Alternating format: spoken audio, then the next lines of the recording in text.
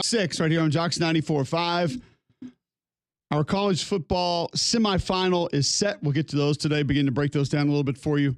Get your thoughts on those. Paul Finebaum, only guest we have, 7:15, so we'll get your reaction to different things across the course of the show today. Hear from some of those coaches that are involved in the college football playoff semifinals. I don't know. Have we told people Happy New Year? Have we been on the show in 2025? I honestly don't know. Yes. Yes. Feel like we have? When was that? One of the days. Sugar Bowl was on the 2nd, right? Bump from the first, which we did. We did a show on the second. We did a show on the second. Okay. I don't know about you this weekend. I know you had a game on Friday, which, by the way, turned out to be a heck of a game. Awesome game. Let's go.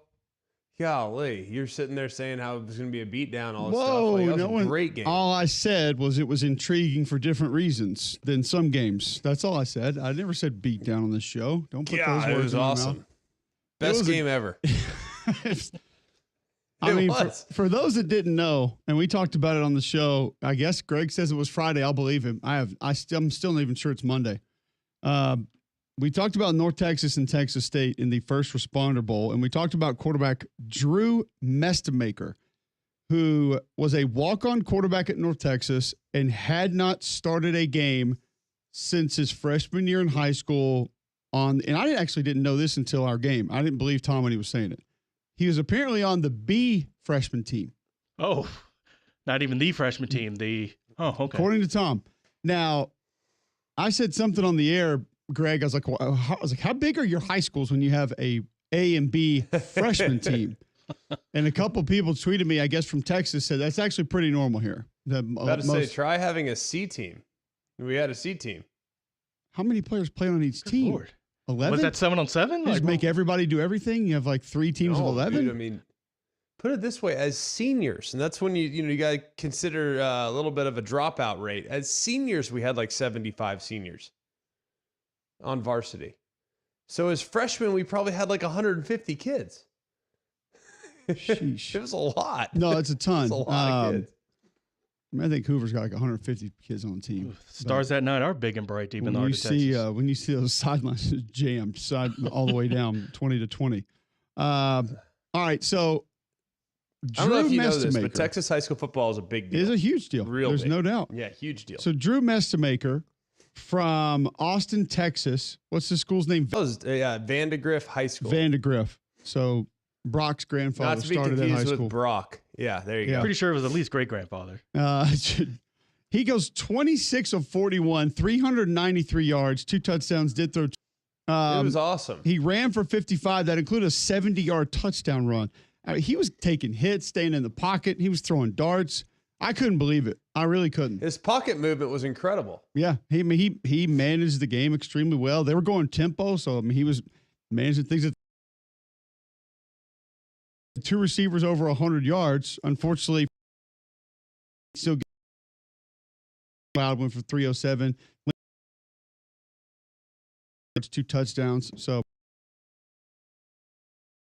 back and forth. 8 catches. And it looked like North Texas was just going to walk. Finds a way to get that win. Back-to-back years and back. Absolutely. You notice the be good to go because Chandler Morris went to Virginia. Went out with a bang. Unless someone goes and takes him. How about this? How about this, Greg? That guy's legit. I don't know if we didn't mention it during the game. I'm not going to say guess because it's literally the backup quarterback for this game for North Texas. Yes. One Grant Tisdale. Does that name ring a bell? Oh, Ashley's cousin? Not by the look of it. No. Should I know him? Did he start at Homewood? He did not. Could have, maybe with the amount of schools that he has been to. But Grant Tisdale, you may remember him initially from Ole Miss. Actually completed 2 passes against Alabama in 2019. That long ago. That long ago. And he was a backup then. He would make his way over to Cisco Junior College. Like Unleash the Dragon Cisco? Not the Thong Song Junior College. Not that one. Then he would head over to Southeastern Louisiana, coming from Ole Miss, and then C-Law. Now North Texas as well. So Ole Miss What's to up with Cisco him in directional to schools? Southeastern Louisiana to North Texas. Oh. By the way, the game in which he completed 2 passes against Alabama, on the other side of that one would have been Mac Jones or Tua? No, that was Tua. Because I'm trying to see actually what the stat line for that one was. Yeah, because Mac wouldn't have been the starter until after Mississippi State. And I think Ole Miss game was earlier that year. Across from him, Tua goes 26 of 36, 418, 6 touchdowns, no picks. Oh, okay. Put it in good. Tua feels like he's been in the league for what, 5 years? And this kid's at North Texas. Still. They were dueling it out in that one. So, yeah. Who's making more, though? Tua on his second deal or North Texas NIL? I feel like we know the answer to that one. But either way. But, yeah, that was a fun game. I'm telling you, this bowl season has been unbelievable. Amazing. It's a little bit overshadowed by the playoff and complaints or topics that people have with the playoff, but we've had overtime games, competitive games, tight games, surprises, great individual performances that were unexpected, specifically from a guy that had not started since his 9th grade year in high school. Think about that, though. He played some free safety in high school because he told his coach he wanted to get on the field, so they let him. He was set to start his senior year. Other kid transfers in with a new coach, beats him out, he plays. He walks on because Patrick Mahomes' quarterback coach saw him throwing and sent a video of him, says, yeah, we'll take a shot on that kid. We'll give him preferred walk-on. He walks on. He's just been hanging out all year. It's probably like the 5th quarterback or whatever. And then all of a sudden works his way up, and he starts the bowl game and goes for 393. You're not going to get that. We're still a walk-on when the whole thing started game 1. What I'm trying to figure out is it's a little like the Kyle Trask scenario. I just feel like that was, I'm not sure he could ever play that well again. Was that like an out of walk on who hasn't played, who that well in the pocket and throw that accurately down? We were talking to Rhett, I want to say, or it might, he threw like a glance post 18 yards downfield and could not have, it hit the guy right in the face mask. There was one where we were talking to Rhett, and Rhett goes, in the middle of his answer, he goes, ooh, nice throw. And that I think that was it. Afterwards, or it was during your interview with Rhett, and it could not have been placed better. Now, I think here's what's funny about it. I'm not trying to be critical, but last year, and we're like, hey, don't forget about that kid, Mestamaker or whatever. We're going to watch, and he's going to be a guy that has 9 touchdowns and 11 interceptions, has completed 53%, has taken 24 sacks before they give way to the next guy. I'm not saying that's going to happen. I'm saying, was that a one amazing stars aligning type of performance, or was that played at all? And that's the performance you put up, man. There's only one way to go from there, and it's down tough, because he was phenomenal. He was really good. Tough to follow that up. And yeah, I think the reason you say that is because that's usually the way that it goes. Yeah. In some of these bowl games, we know what the scenarios are of who you're playing against and the interest level of certain people. So still, you can never really judge that for just everything. But he's throwing to true freshman wide receivers out there. He's got true freshmen playing offensive linemen. If the starters were out there, it wouldn't have mattered. The ball was in too good of a spot. You could have put the starters out there and still caught, because you had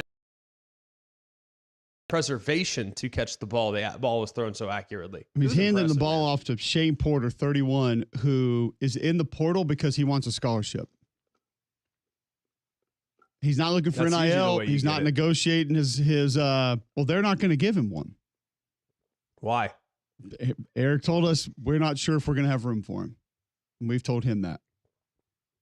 Not the He's recruited as a quarterback that they tried to move to safety and then told him he could play some running back when they got dinged up. And so now he actually helps him. He ran for 643 this year. And they don't have a scholarship for him. So he's in the portal he's like, I just want a scholarship. That's all I want. Somebody just pay for my apartment and give me some food and I'll come play for you. Yeah. Now you're talking. Man, there's a lot of stories like that. It's just crazy. This game was fun. It was cool. But we got a lot more to get to across the course of the show today. Paul Finebaum going to be with us in a couple of minutes after our first break. We'll get to some portal news. Alabama having more entries into the portal. Is Greg still kind of brushing these off, or is there a reason for Alabama fans to be concerned? We'll discuss that. We've got Alabama-Auburn hoops to get to. Jacksonville State has a new quarterback. We'll tell you who that is through the portal, and then begin to preview Notre Dame, Penn State in the bowl, Ohio State, Texas in the Cotton Bowl. A lot to get to today here on McElroy, and you're going to have to wait for Paul Finebaum, though. One thing you never have to wait for, GMAC, is your dental care. That's because Family Care Dental has you taken care of. We know busy schedules are going on. We know you got to schedule around kids. You got activities for the whole family. Sometimes it's hard to make dental appointments work when your schedule is in chaos. That's why Family Care Dental is open on Fridays and Saturdays. They're the urgent care office. You can be seen the same day, and they offer routine cleanings that now include a free teeth whitening. 5 locations in Hoover, Fultondale, Homewood, Alabaster, and now open in Trussville. Call Family Care Dental for an appointment today at 874-9605. That's Family Care Dental, 874-9605. When we come back, Paul Finebaum on this playoff, where we are with what teams and what changes after this season next on McElroy and Cubelic in the morning.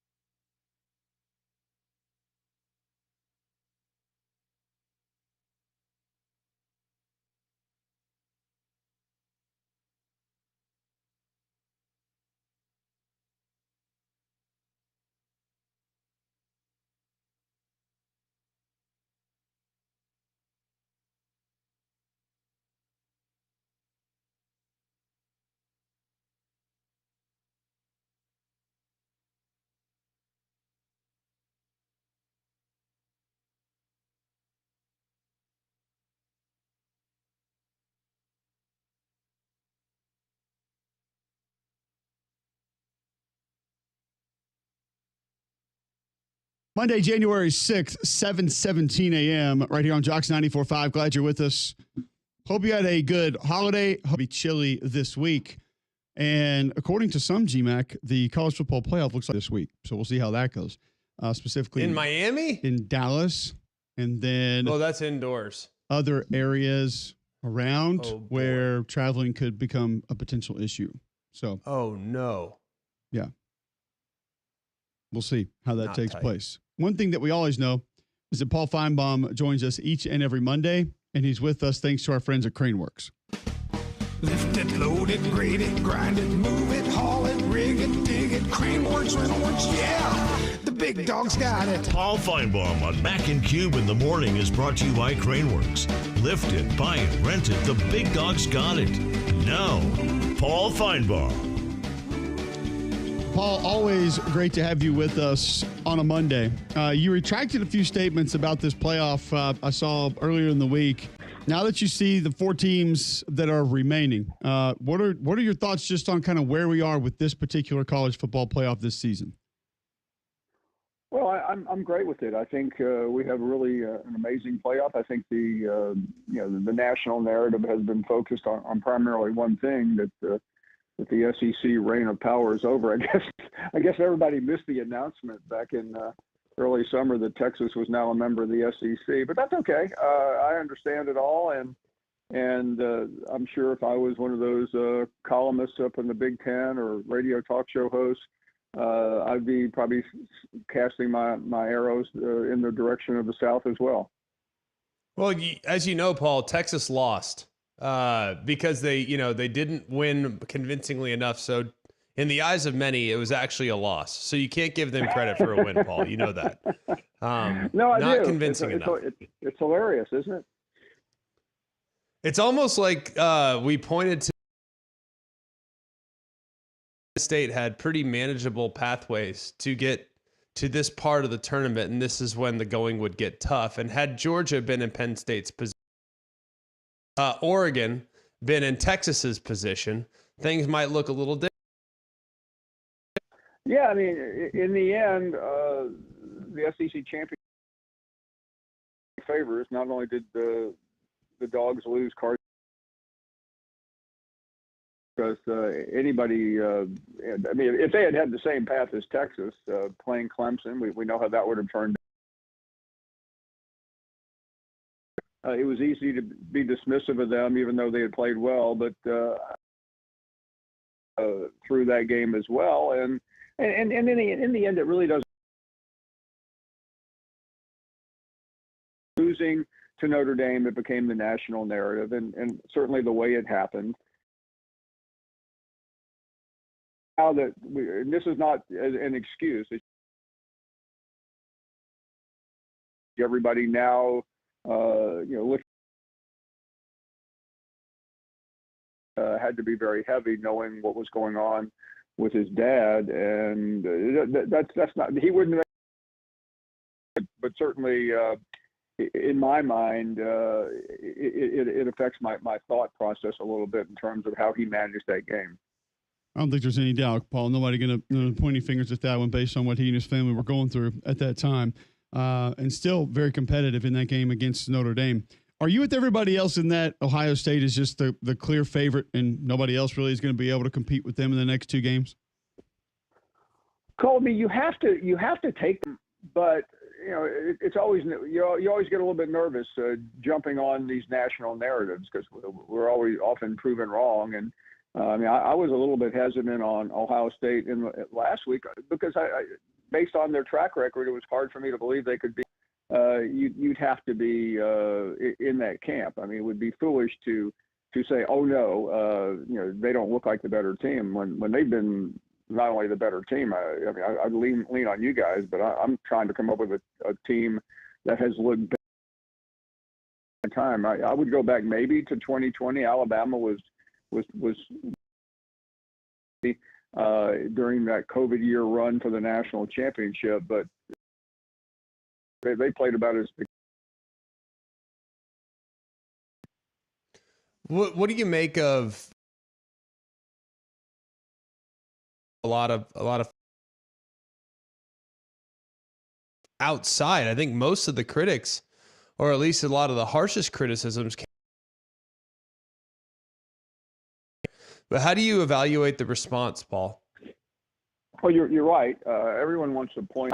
Their fan base, the noted poet laureate on Selection Sunday by saying it was a bad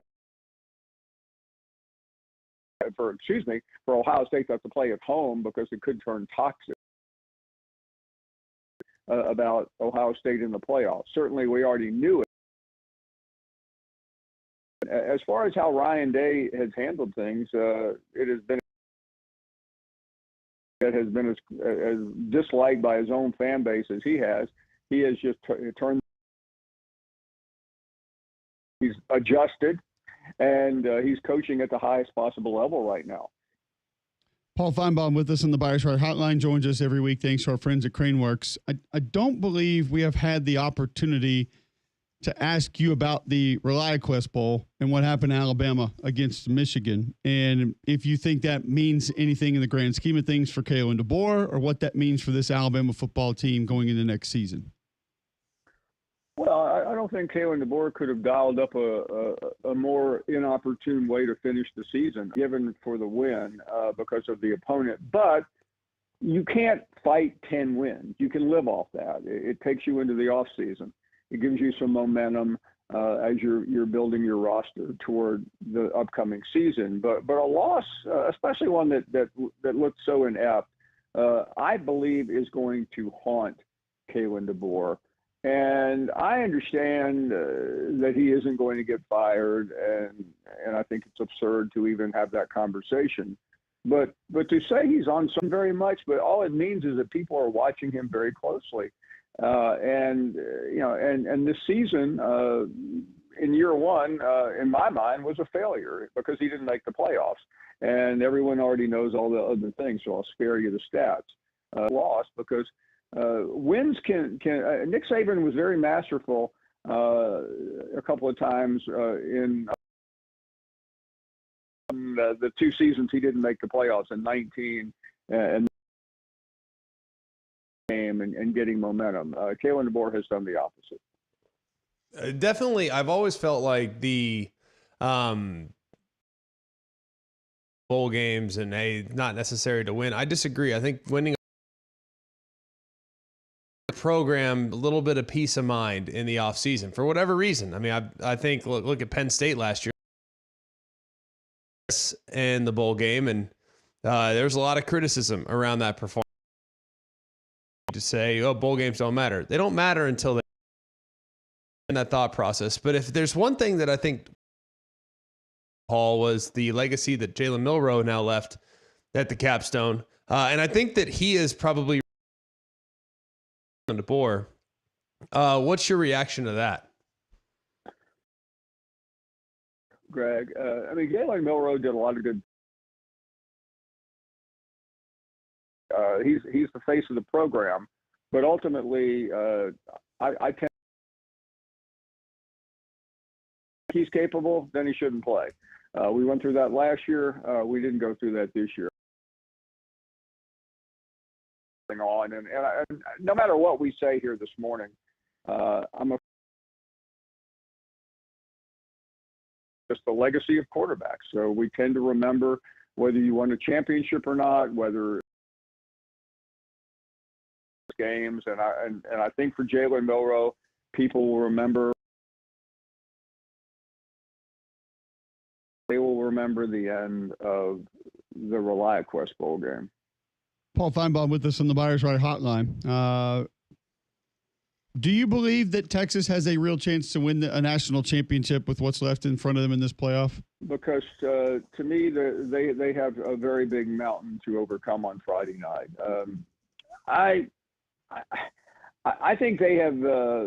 They are a flaw. They're a really good team that has some flaws, and the flaws I think are creating enough points. And their defense speaks for itself. But I didn't like the way that game ended the other day. I thought they were pretty fortunate to win. I give Quinn Ewers credit. I mean, he's a much maligned. I had somebody stop me the other day and said, "Can I ask you something?" I said, "Sure." He said, "What's with Quinn Ewers?" And I'm like, I was like, "What are we talking about here? This guy just won you the biggest game of the year." But that he's one of those quarterbacks that people tend to remember only what he did wrong. Know how they feel. Know how he feels. That's for sure. Yeah. One thing I would by the argue. way, I was one of those critics of you, so I know. That's fine, Paul. We're just friends easy. now. That's water under the bridge. The statute of limitations has run out on that. I'm glad. Paul, when you look at the portal and I guess the relative inactivity in the portal, I for one am not at all concerned personally. I look at the guys that have departed and where they ended up at places like Kansas and Baylor and things like that. And I think to myself, and Colorado, I think to myself, all right, they're probably replaceable. Then I look at places like LSU and Ole Miss and other places that have put a high priority in the portal, and people seemingly are starting to panic a little bit. Georgia just landed 2 players from SC that I think are both really good players, and Zion Branch and Zachariah Branch. Would you like to see Bama be more active in the portal, or do you think that can disrupt the culture that Kalen DeBoer is trying to create? Well, I think what you just said is the most important. And what is it going to look like? It's clearly different. We know that. He has to coach the team that he wants, and just to go out there and bring someone in that he may be upsetting is the wrong. I'm not sure what the culture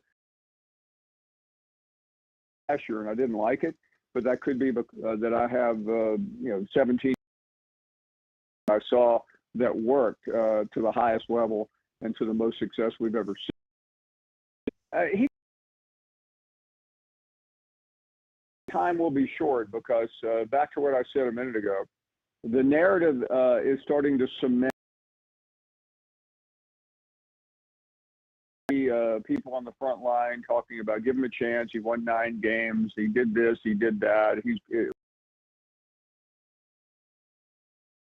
There's a very quick statue in the sport nowadays. So I would. You better turn this thing around quickly. All right, Paul, before we let you run, we've heard rumblings, discussions, different people having conversations, some writing articles about what will immediately change because of how this year's playoff has gone, whether it's reseeding, different ways of finding who's seeded where, as far as maybe buys or home games. What do you think, based on what you've heard, what you've seen, who you've talked to, realistically is set to change as early as next season? I think very little because I'll repeat for the last time, it has to be unanimous, and I'm always skeptical that you can get all these various leaders in a room 2 weeks from right now, and they can agree on making changes that affects some of the left. They wouldn't do it a couple of years ago when this thing was being planned, and if you don't have to do it, if you're one of those commissioners, I don't think you will. Paul, always appreciate the time. Great stuff. Great to see you in New Orleans, and look forward to catching up with you again soon. Thank you, guys. See you soon. Paul Finebaum joining us on the Buyers Right Hotline. He's with us each and every Monday, thanks to CraneWorks. Was actually walking with Josh Rutledge, Laura Rutledge's husband, and we walked past Paul in New Orleans and stopped and said hello. And we turned and said, we'll see you. And we walked, and Paul said, have a nice life, and walked on. And okay. Is that? No, there you go. Okay.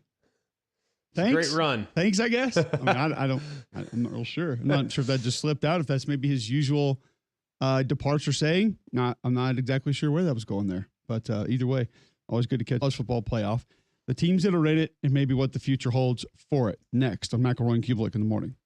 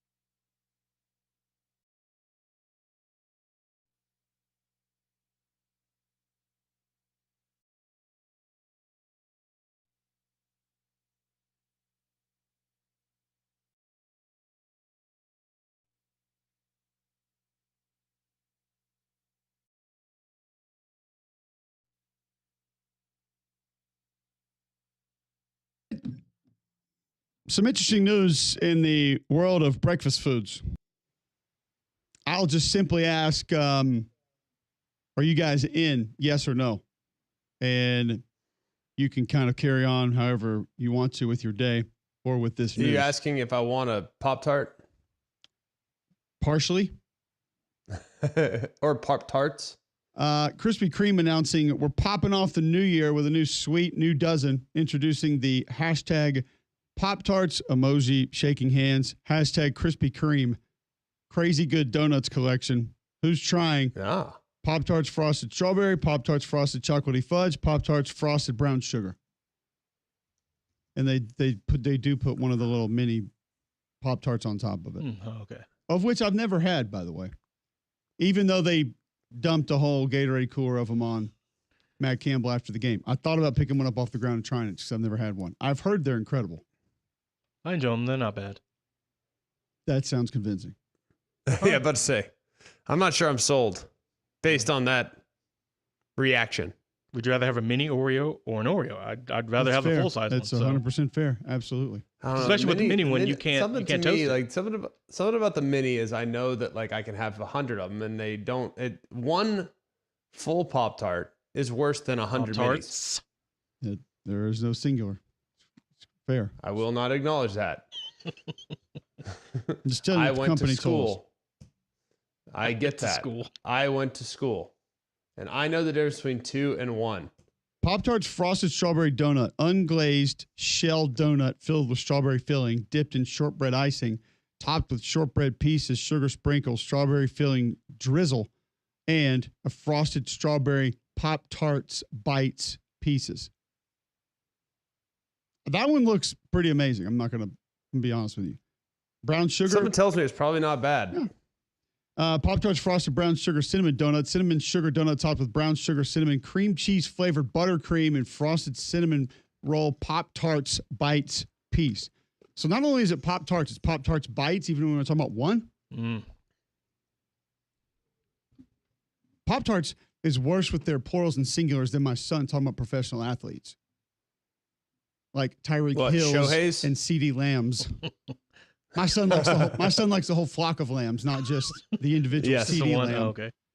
But yes, either way, I couldn't tell you honestly the last time I went to a Krispy Kreme, but if I was near one and saw this, and yeah, I would try it. If somebody brought a dozen in, would I try them? Yes, I would. Am I going to go out of my way to go get one? Probably not today. No.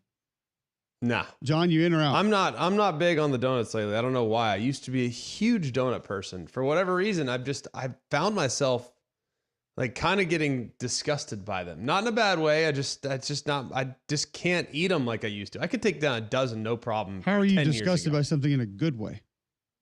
I just feel like I've kind of had my fill. Like I've had my allotment in life. Like I've eaten so many that they don't do it for me anymore. You know what I mean? Like when you've almost had too many of them.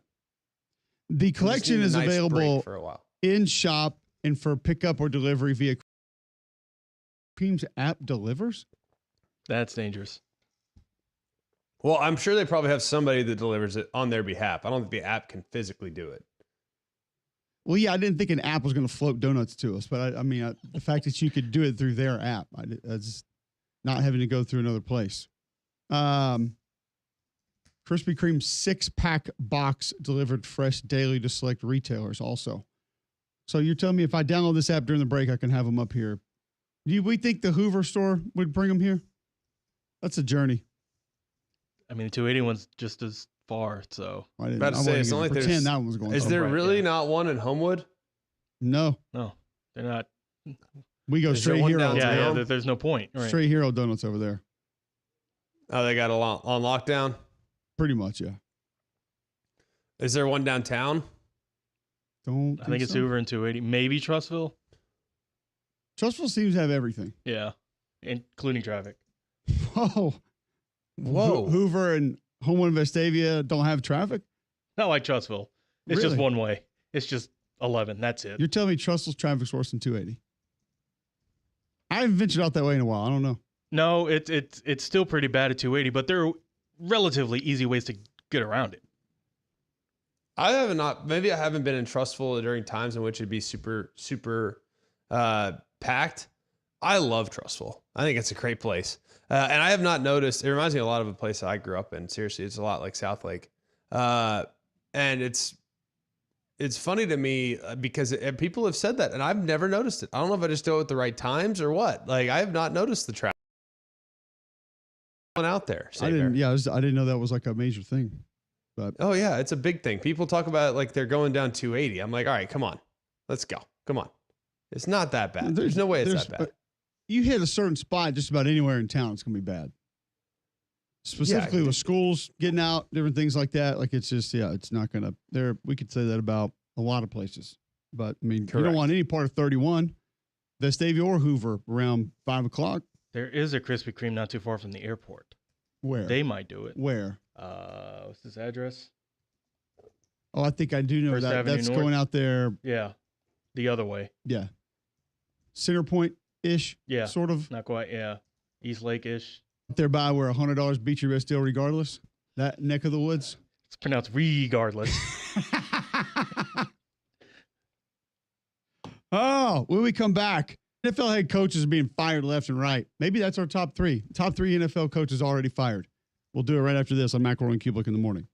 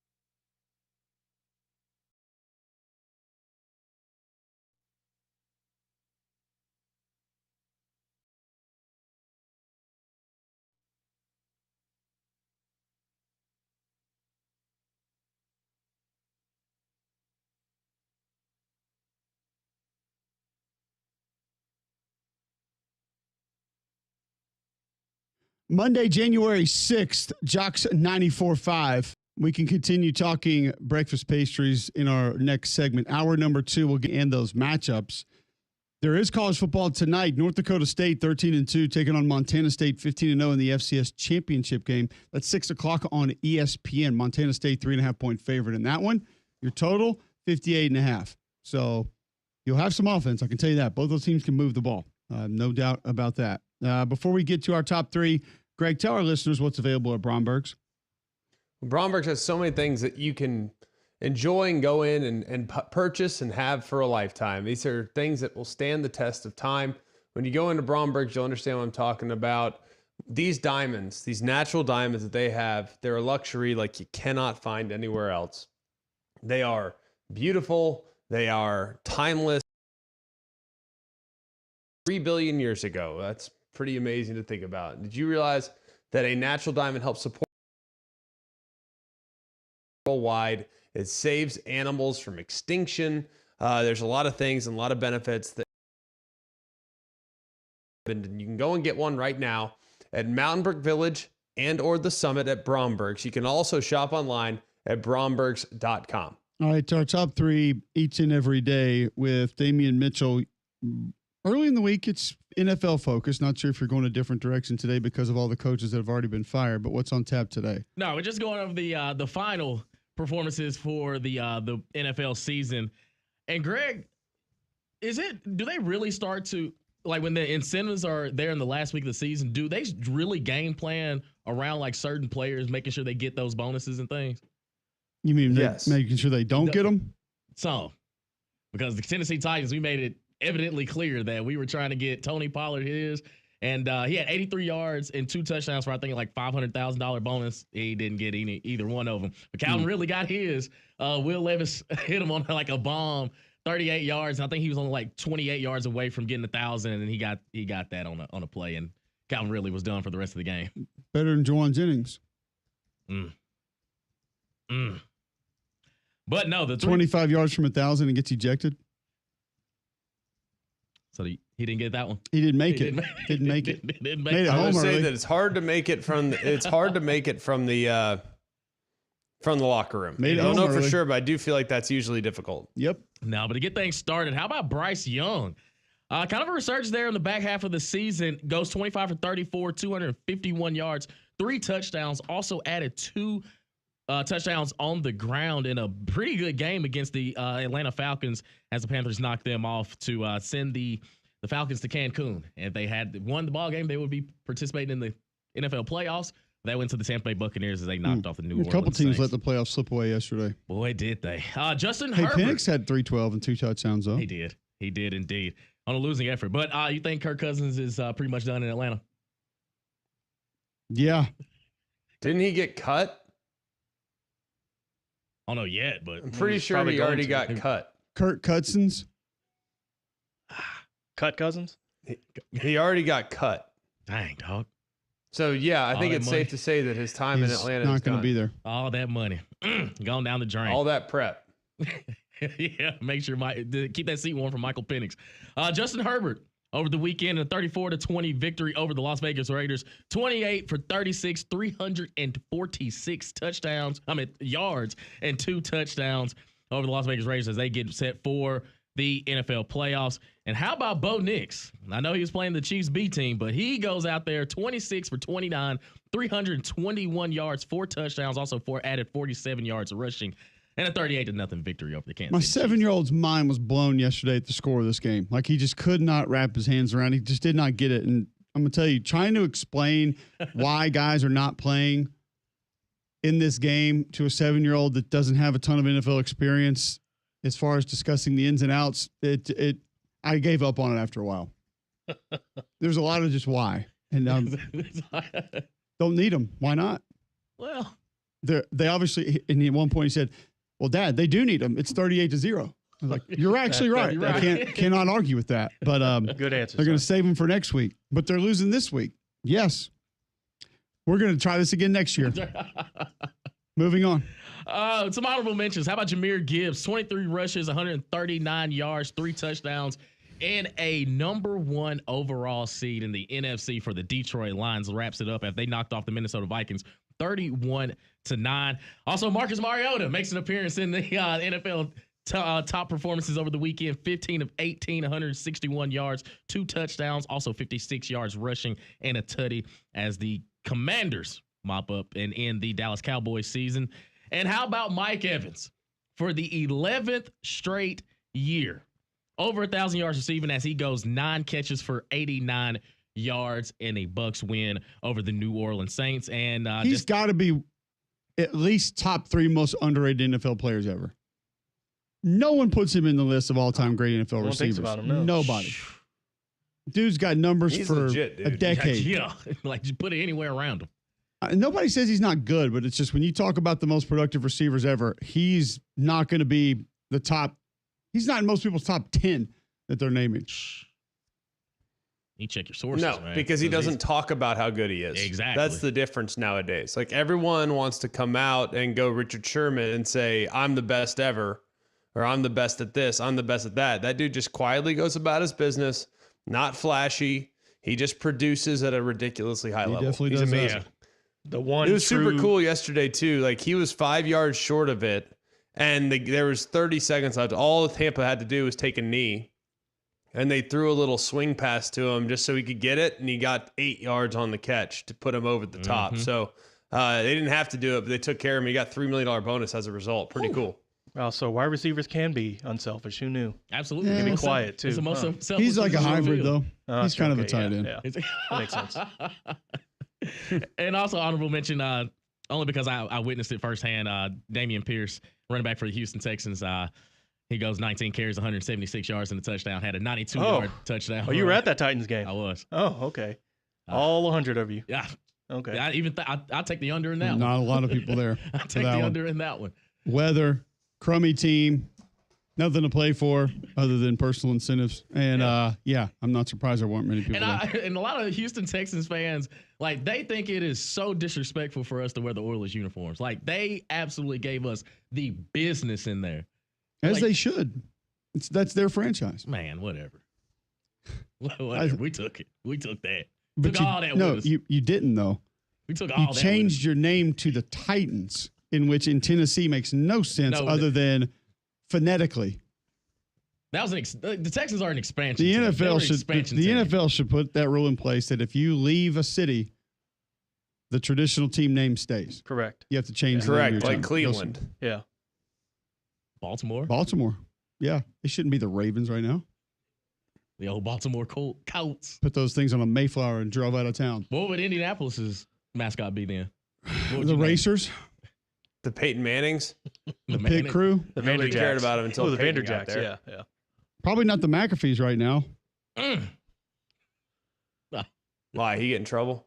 What he do? Nah, they just He's didn't. very- His he's suite was empty yesterday. Yeah. Yeah. Ah, Hey, but man of his word, I'll give him credit for that. Said he wasn't going and didn't. Yeah. Maybe the most uncomfortable NFL discussion in my household yesterday. My 4-year-old is like the ultimate team adopter. He latches on to anybody at any point in time, and all of a sudden, it's their favorite team. Now, but I will give him credit for a couple weeks now. For whatever reason, he's been saying he likes the Jets. Just okay. hey, I like the Jets. I like the Jets. Okay. So yesterday, Jets Dolphins is on because 7-year-old fan of Tyreek Hill's and watching the game, and he loves to play this game of who's your favorite player on each team. They want to know who you're for. Greg and I have talked about that before, and now it's who's your favorite player on said team. And so we go through it, and my wife said, "Well, who's your favorite player on the Jets?" And he said, "Number 8." Oh boy. And my wife's eyes get Heck big, and yeah. she goes, not in this house. No. Yeah, buddy, we're not going to be able to allow you to do that. No. We can't support that here. Sorry. We're on the other team. How? We're on the other team. We reside on the other side of that conflict. Yeah, buddy. And I can't let you do it. Cannot. You be He a said, Brees Hall guy. yeah, number 8, his name. I was like, nope, not even doing that. Not even going to do that part of it. We're not. Nope. Moving on.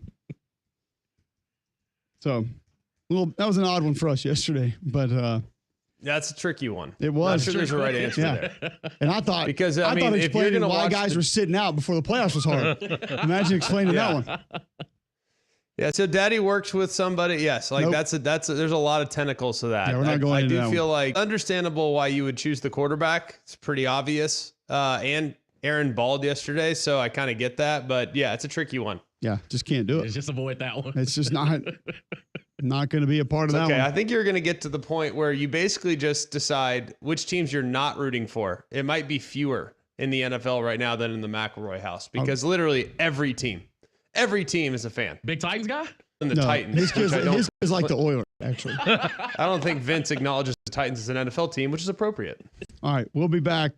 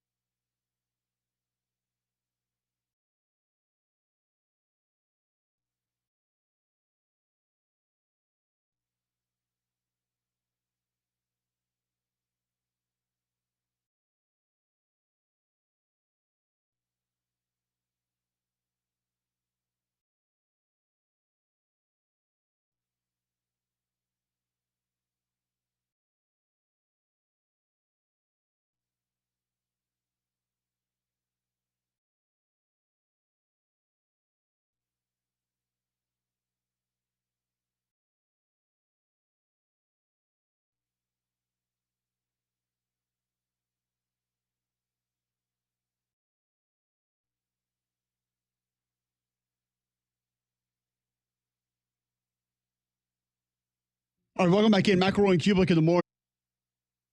All right, welcome back in. McElroy and Cubelic in the morning, 8 a.m. Hour number 2 underway, Monday, January 6th. We will talk a little. Players announcing that they're going to be back. Other players announcing that they're going to the NFL. Some announcing that they're going to the portal. It's be a lot of change for that.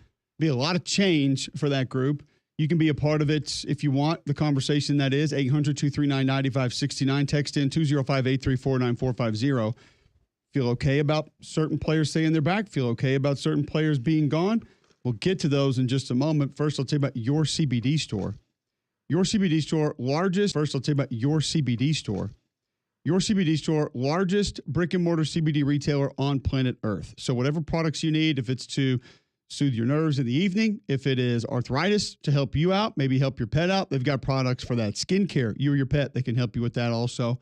Your CBD store can help you with weight loss now that the holidays are over. The Trim by SunMed on shelves now to help curb your appetite at your CBD store. There are a lot of products that just help your life better focus throughout the course of the day, better sleep.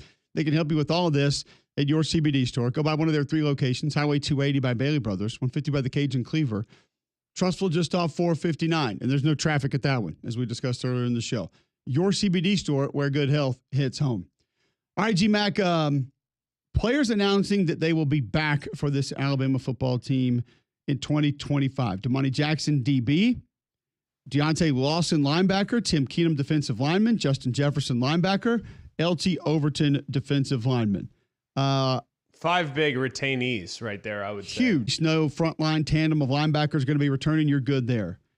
2 guys to help protect them in front of them. Tim Keenan, who's played some really good football at Alabama. LT Overton, who I will say exceeded my expectations this year.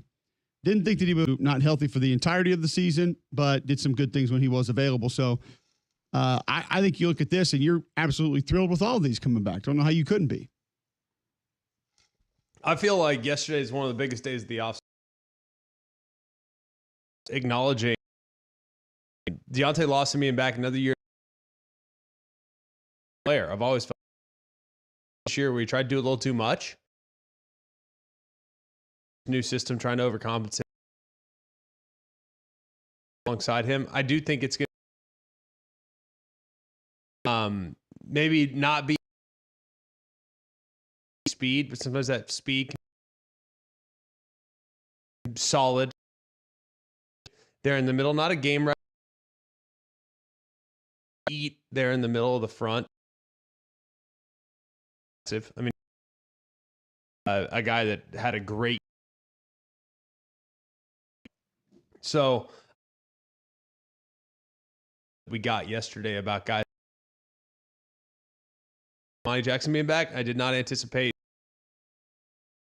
it's likely, but those 2 being back is a pretty big coup. Well, and you got LT Overton, who gives you a little bit of versatility. Like you said, Keenum, a nice space eater in the middle. He can hold the point. He can anchor. Overton can move around a little bit. And we saw him playing outside, rushing the passer. We saw him inside, able to do some different things. Physicality, strike and shed using his hands. He did a great job with that. So I think he gives you some versatility up front also. But now, you've got veterans at linebacker, you've got veterans inside and veterans across your defensive line. That's a great place to start when you're building a new defense. And let's be honest, you're building new offenses and defenses every year in this college football. You just are. It's just what it's going to have to be. And that's it. That's all a big plus. The minus would be the transfer portal. Elijah Pritchett, offensive tackle. His intentions are apparently to enter the transfer portal via multiple people that were reporting on that earlier in the week. Dixon, tight end Ty Lockwood, King Mack, defensive back, and then a couple of linebackers who Jeremiah Alexander and Ross, who we mentioned in our last show that we did. I know you're not concerned about because of the productivity of guys that are in the portal, Greg, but just from a number standpoint, should Alabama fans begin to be a little bit concerned about It's like to have depth. I mean, there's no denying that, yes, numbers wise, it'd be great. No doubt about it. No one's going to push to argue that it's good to see guys of the utmost importance. It's also at the same time, it's kind of par for the course. Guys are not comfortable, and Elijah, but with access to the, he is in. And did you by chance Justin Okoronkwo? I did not. No. Yeah, he's in as well. So a couple other guys that are in, they may or may not be significant. I really don't know. The other guy that's also in is Ty Lockwood. Yeah, we mentioned tight end freshman. I know you said his name as well. So looking at a couple of guys, as I mean, I thought he has a chance, I think, to maybe be a pretty good player in time. So it's not great to lose a guy like that. But as far as overall ins and outs, sheer quantity of guys that were lost last year, it was on another level. Last year was brutal with how many guys were lost. Now this year, there have been 26 guys that are gone. How many of those are guys that are probably going to factor in long term? I don't know the answer to that. I do think that maybe the others, probably not so many. I don't know how you feel about it. You see it about the same way? Yeah, but I go back to the conversation you and I had about a week ago, and you made a great point of these are guys that haven't been overly productive, haven't done too much on the field just yet, so don't be overly concerned about it. But what if the counter to that by certain Alabama fans was, well, these are also high-profile recruits that haven't gotten an opportunity yet, and do we want to see that kind of talent walking out the door? So I do think that it falls somewhere in between that, because just because we haven't seen a lot of these guys start or get legitimate playing time doesn't mean they might not have the ability to be able to help the team. Now, there are also certain reasons outside of ability that guys are going to leave, and coaches are going to want guys to leave and basically tell guys to leave and tell them they don't have a spot. But I think that's the part that Alabama fans that are concerned about this, Greg, are probably thinking to themselves is, okay, that's 4-star, 4-star, 5-star, 5-star. There's not a lot of other ways for fans to look at it. They see the recruiting rankings. They're not breaking down high school tape, just like you and I aren't. And they're saying, are we going to be able to get similar talent to that back in place for the guys that we're losing? Like if I tell you, and this is, you just mentioned it, but Ball State offensive lineman Arkel Anuguam from Ball State has played in 100 snaps this year in 4 games. Like if I counter with that to Alabama fans, are they going to say, oh, we're cool with Elijah Pritchett leaving? The answer is probably no, just because they've at least seen Pritchett play SEC football, a couple of down games or down reps. They're not a new Guam from Ball State is not going to be the guy that moves the meter to say, oh no, we're fine. It's everything's going to be okay. I do trust that coaching staff, but at the same time, I think it's when you see high profile hitting the portal, there's going to be some concern with the fan base. I don't care about the high profile recruit. I don't. I do think numbers are important. 100%. I think numbers are important. I will never push back on that. I think it is of the utmost importance to have numbers at your disposal and backups and quality depth. Lost 33 guys. Net. They had 47 go in the portal. They brought 14. This year, the 26 have gone in. 6 have come out. Some of that, that in time, the numbers have to add. I know that they were in a tough spot from an NIL standpoint. And his delay to announce or to so they got a bit of a late start in some situations, but based on the people that I talked to, no one's too concerned. There's nobody that's worried about what's gone down so far. And I think they would be pretty honest at this point. That being said, where would you say that the emphasis lies as far as positions? The positions that need to be attacked, that traditional high school recruiting is not going to be able to do enough for them for 2025. I think offensive tackle and tackle depth still has to be one. Yeah, it's got to be one initially right out of the gate. Yeah, because you don't want to put a true freshman tackle out there. I mean, you don't want to put a true freshman, guy out there. That's a problem. You put a true freshman out there, it's not likely that things are going to end well for you, right? Now, you want to put a true freshman out at wide receiver? No problem. You want to even put a true freshman out there at running back? No issues. We saw this year how many guys in the back end defensively can play as a young player. A whole bunch. I feel confident about you playing at a high level and on a consistent level. Now, you're still going to have some take some. If you're young, that goes without saying. But that's just part Good luck. You're a young player at quarterback. Have at it, Hoss. It ain't easy. Receivers, corners, tight ends, I can live with freshmen in those spots. Running backs, I can live with it. Just not at quarterback, not along the offensive, defensive line. I need some grown men up there, and I'm sure that's probably the position they're trying to put a premium on, just like everybody else. I think absolutely, specifically with a new or newer starting quarterback next year is what we feel like it's going to be, and probably looks like it's going to be. You're going to have some protection up front and be able to allow that offense to operate at full speed. So the concern for the roster moving in the next season, what is that level for you? 800-239-9569, 800-239-WJOX. You can text into the show 205-834-9450. Also, college football playoff will begin that discussion this hour on the two games that remain. Orange Bowl, Cotton Bowl. Greg going to be on the call for the Orange Bowl. That's Thursday night, 6:30 p.m. on ESPN. So go ahead and start to train your brain as we get back into work and get back into somewhat of a normal routine after the holidays that game is not going to be Saturday this week. That game's going to be on Thursday. Larry is on the road, wants to talk college football playoff. Welcome into the show, Larry. Hey, guys. Love the show. I'll always on the road. But question number one, the large gentleman at left tackle, he's coming back for Alabama, correct? I Yes. think so. Yes, he's still on the roster. Yeah. And just wanted to say this, obviously, Cole, with you being the ex-Auburn man, and I obviously wanted to ask Greg's opinion, but I didn't think much of Bo Nix at Auburn, and I didn't think much of him at Oregon, but what I've seen him in the NFL these last few games has impressed the you-know-what out of me. Some of the throws that he's made has been amazing, and I just wanted to hear your input on that. Just wanted to throw that out there, guys. Yeah, I appreciate the call, and I think there was a lot to complain about when he was at Auburn, just because there were a lot of bad habits that were there.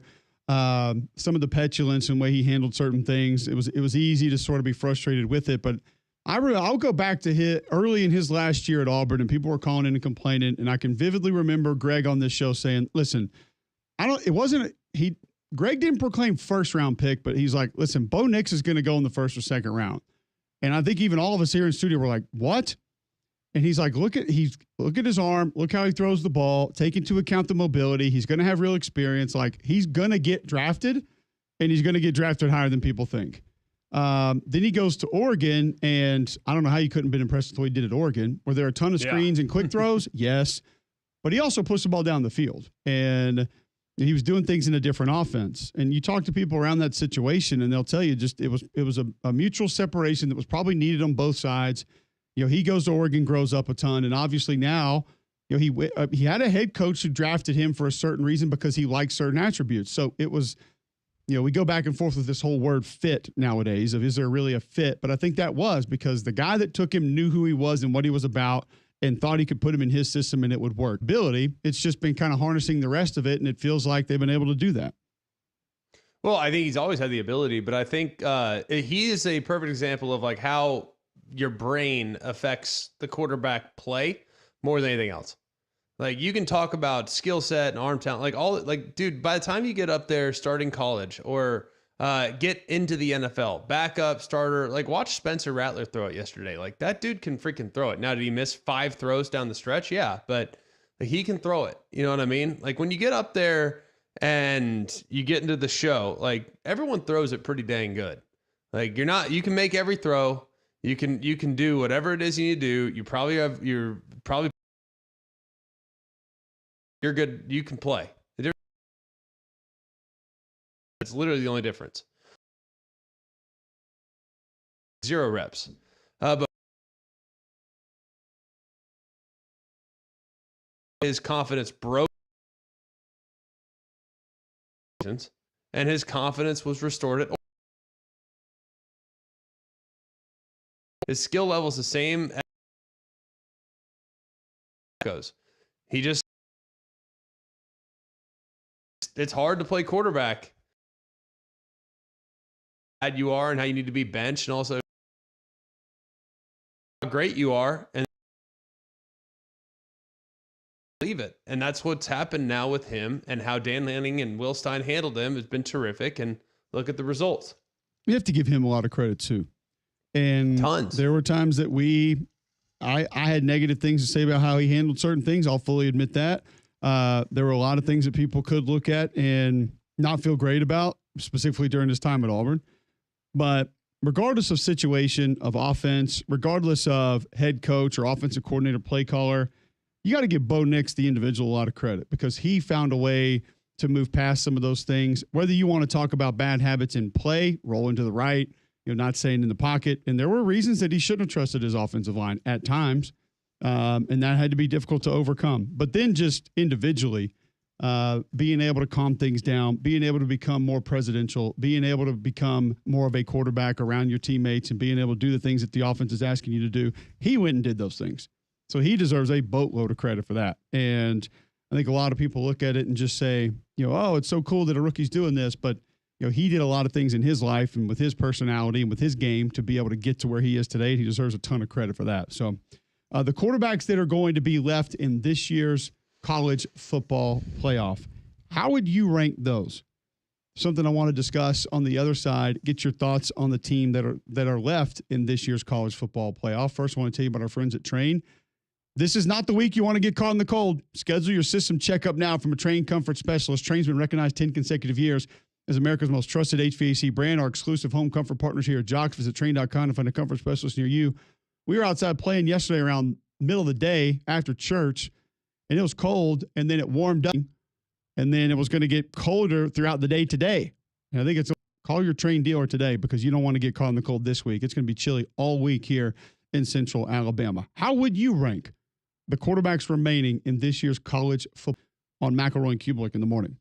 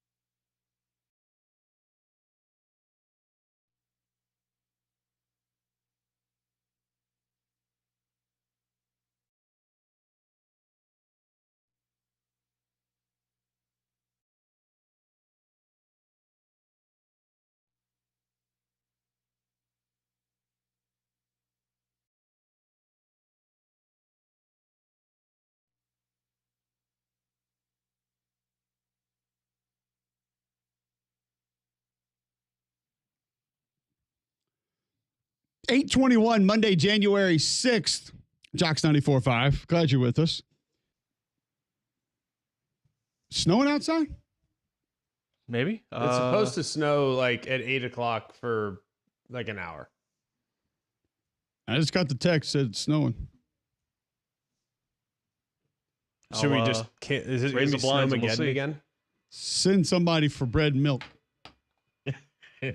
Immediately. Sound the alarms. When is this blizzard of Birmingham supposed to hit that I've been hearing about for 3 weeks? Apparently it's hitting now. It's snowing. Nah, this isn't it. I love how they were saying, "Oh yeah, sub-zero temperatures are coming." Yep. Coldest January in history. Ever. Good thing we're not trying to make it out to the Oregon Trail. Also, survive. of note, Is it snowing or when I not, woke up Damien? this I morning, can't see it. No. It's a no. it's going to be 29 degrees tonight, overnight, and then pretty much it's somewhere in the vicinity of like 32 to 45 in the next 5 days. To me, that just doesn't feel that bad. I'm not saying it's not cold. I'm just saying, considering the level of panic, and you saw like the pictures circling around on social We played media in that Buffalo. I don't Jim get cold. can't. No, It was allegedly single dig. So it was Where? supposed to be single Here. dig. So don't be mad at us. Don't shoot the messenger. I'm not mad at any weatherman. I'm not trying to point fingers, but all I'm saying is 3 weeks Sounds like ago. you're pointing fingers at the weatherman. All I'm saying is 3 weeks ago when I start getting these, look at the model. Doesn't mean anything, but I'm just saying. This is not When a in doubt, precursor, look but at the model. the model says apparently Marion County's getting pounded with snow right now, Here we go. according to Good The Day weatherman. Alabama. No, that's actual video footage. Yeah, yeah. I'll allow that. There's you snow. synced it. Okay, there is tape. I just if you don't want people to get worried about what might happen in 2 or 3 weeks, why are you putting the model out saying this could possibly happen in 2 or 3 weeks? Just Okay, I do see a few. other than people that read the Farmer's Almanac, Yeah, I think I no saw one's one. looking There's at a 3 few weeks flurries. of weather ahead. There's We're a not few. doing that. I'm big on Farmer's Almanac. Huge. Okay, so we have a couple flurries. Yeah, we do. What schools have been canceled? I'm looking at That's looking at what the we bottom know. line here on the news bar. I don't know. Damien and I may have Yeah. seen the same flurry. Mine I aren't only in saw school one. today, so it doesn't matter. All right. Well, buckle up. Either way. Stay warm. Ronnie is in Silicaga. Welcome in, Ronnie. What's going on, guys? Man, it's been a while since I've called in. I think the last time I called in I was talking to Damien, and this was in 2019 when Bo Nix was a freshman at Auburn. And I came down pretty hard on Bo Nix. I got to admit, I was a Bo Nix critic because at the time we had Bo Nix and Malik Willis playing on that 2019 Auburn team, which had one of the top defenses in the country, and they were predicted to do pretty well that year. And I was pretty much wanting Malik Willis to start, but Gus Malzahn started Bo Nix. But just looking forward fasting, man, he's made a believer out of me. Bo Nix is an awesome quarterback. He's developed, over the years, and I think that freshman year, him starting, that helped his development going forward. Like I said, nobody predicted this. If anybody said they did, they're lying. Nobody predicted Bo Nix to be a number one draft pick to be taking the Broncos to the playoffs like he's doing. So, man, like I said, man, my head goes off to Bo Nix right now. Was you was ranking the quarterbacks in the playoffs. I think that the supporting cast that these quarterbacks have around them has a lot to do with that. I was higher in the draft. If he had more supporting cast around him, I think he would be a lot better. But with that said, Ohio State, they got the two-headed monsters at running back, and plus that dynamic freshman receiver, that number 4. He reminds me of Julio Jones his freshman year. But anyway, I'll hang up and get you guys' thoughts. Appreciate taking my call. No, I appreciate it. We were going to get into some of those playoff discussions of these games coming up. And, Jeremiah Smith is he is a freak show. I don't know what you can do when Chip is moving him around the way that he did against Oregon. It's going to be tough for people to slow him down, G-Mac. And that was one of the things that I talked about earlier, or I guess over the weekend we were talking about this game is, and you and I have kind of talked about it, like where was this defensive line week in, week out? Where was some of the movement and motions that I feel like Chip started with earlier in the year, and then it went away, and then now it's kind of back now. And that's a little bit of what concerns me about saying and just sort of cementing Ohio State is the hottest team in the country. They're going to run through everybody they face, and it's just going to be over. Because could one of those teams in the mid to late regular season show back up in this round or in the championship game? I don't think it's just a given that we're going to get what we've got in the last 2 weeks, because we hardly ever got that consecutively during the regular season. Now, it feels like they got a lot of things figured out. And if the front keeps playing the way that it's been playing the last 2 games, and Chip does continue to move things around and visually deceive and push the ball downfield at the same time with Travion Henderson, Quinshon Judkins. Because I go back to what you said, and you asked the question the day after the game about that Ohio State offensive line. And I've watched it a few times now. They weren't great against Oregon. They were not. Right, tough game. It's just that ball got out, and the ball was not where the defense thought it was going to be a lot of the times, and therefore turned into explosive plays. I mean, there were multiple plays where the ball carrier had the football not too far down the field, and I didn't see a defender within 15 yards either direction. Like, that's how much can split the defense at times. And if he keeps doing that, I don't know what the answer is to slow that offense down, Greg. No, like I went back and looked at this, like where all Jeremiah Smith lined up. Like, he played 14 snaps in the slot against Tennessee.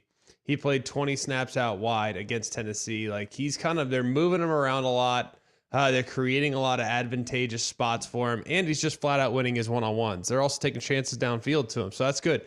I think Texas's defensive line has to win this game.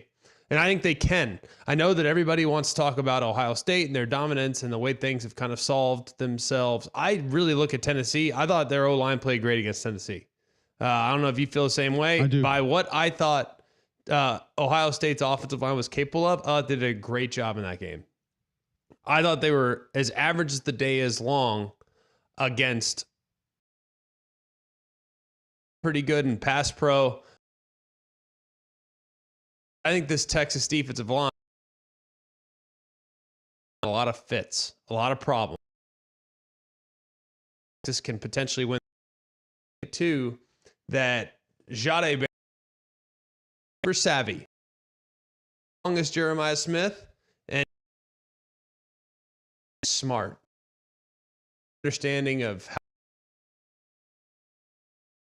affected physically in the situation, albeit giving up. I'm not sure that's as much of, I don't think is an overwhelmingly fit.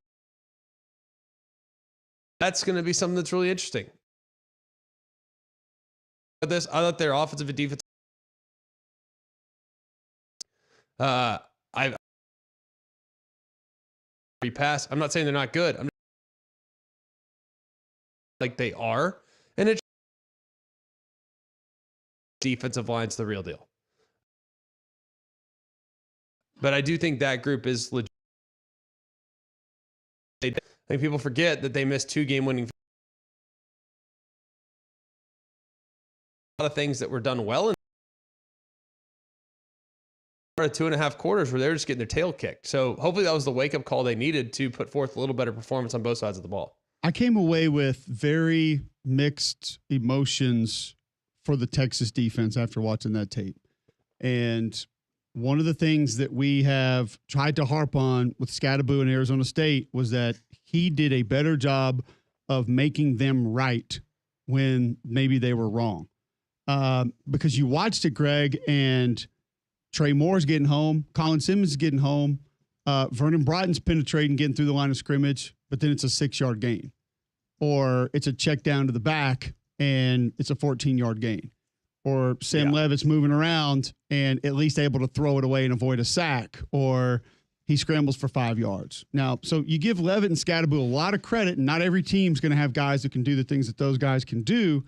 But it had me more concerned with maybe second, third level of fitting the run or rush discipline, different things of that nature, because even though guys would bust through the offensive line on a run play or be able to get home on a pass play, they weren't making a lot of the plays in the backfield. And it was hard for me to decipher, okay, how much of this is just Arizona State and not many people can replicate this, and how much of this is maybe just flat being undisciplined, even though you're doing something that looks good. Because that's a lot of what I felt like was happening and a lot of the way that game was going. And there might be games you can live that way. There might be some games that get you in more trouble than what Arizona State was able to get you in offensively with what they were doing. So it was just, listen, they had 6 tackles for loss and 3 sacks, but it felt like they could have had 9 sacks in the game.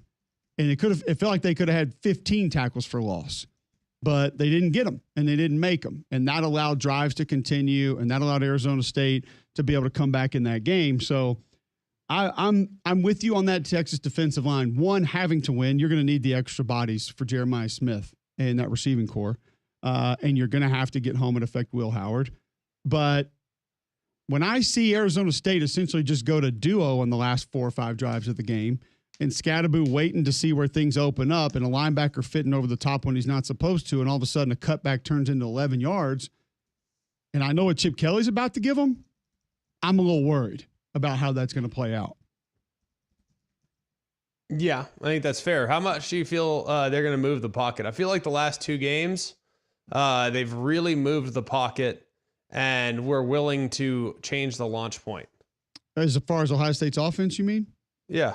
I could say, because I don't think if you're. And they moved it a bunch against Tennessee. If you're asking me, and that I think helped a lot. Yeah, and I think part of the reason was James Pierce and James Josephs and those guys. So if you're asking me, Colin Simmons, Trey Moore, even moving Hill down to rush off the edge, if I'm Chip Kelly, am I confident my tackles can manage those guys in straight drop back scenarios? No, I'm not. So yeah, I think they'll probably be. It'll be similar. And how does Texas adjust? I'm not real sure. Before we go to break, though, we have massive breaking news coming into the show. 4 minutes ago, Wayne Johnson tweets into the show at Big MW Johnson 56. Makes sense.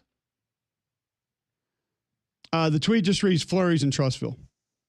That's it. Like the McDonald's is working and It's they got not McFlurries? What he's saying, John. No, Oh. no, that's not it. That's the why Irish there's traffic. Flurries. Okay. McFlurry Yeah. doesn't come until 10:30. I don't believe. Oh, okay.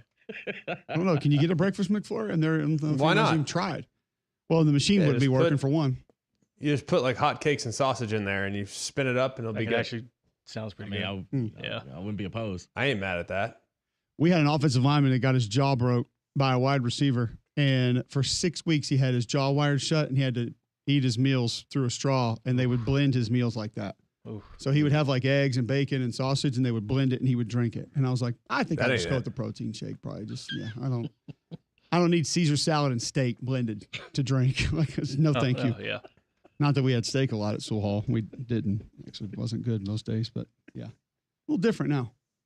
All right, I said we would rank these quarterbacks that are remaining and that are left. We're going to do that. But first, I'm going to tell you about Gusty Goulis and the Gusty Goulis Group. If you're looking for a new home here in the Birmingham area, maybe that's one of your New Year's resolutions is to get out of your home or get into a new home. You just want to know what your home's worth right now. Go to GustyGoulisGroup.com, button at the top of the page, smash that button, very little information. You're going to find out what Gusty Goulis and the Gusty Goulis Group think your home is worth right this very second. He knows what inventory is coming available. He's got those relationships. He's served more than 3,000 home buyers and sellers in the greater Birmingham area. Since 2012, Gusty Goulis Group, recognized both nationally, locally as Greater Birmingham, Alabama's #1 team in homes sold. 835stargroup.com today, or call 205-542-1996. 205-542-1996 and start packing the 4 remaining quarterbacks in the college football playoff. Would we draft those for the rest of the playoff? Next on McElroy Cubelic in the morning.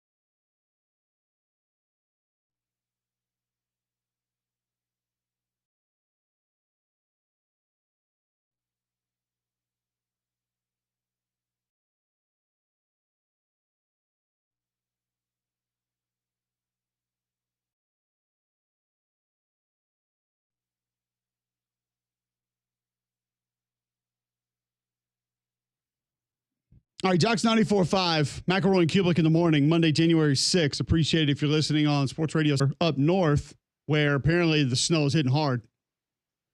Walker County area. Up north. Oh, I thought you said Trussell. I was like, that's north? It is, technically.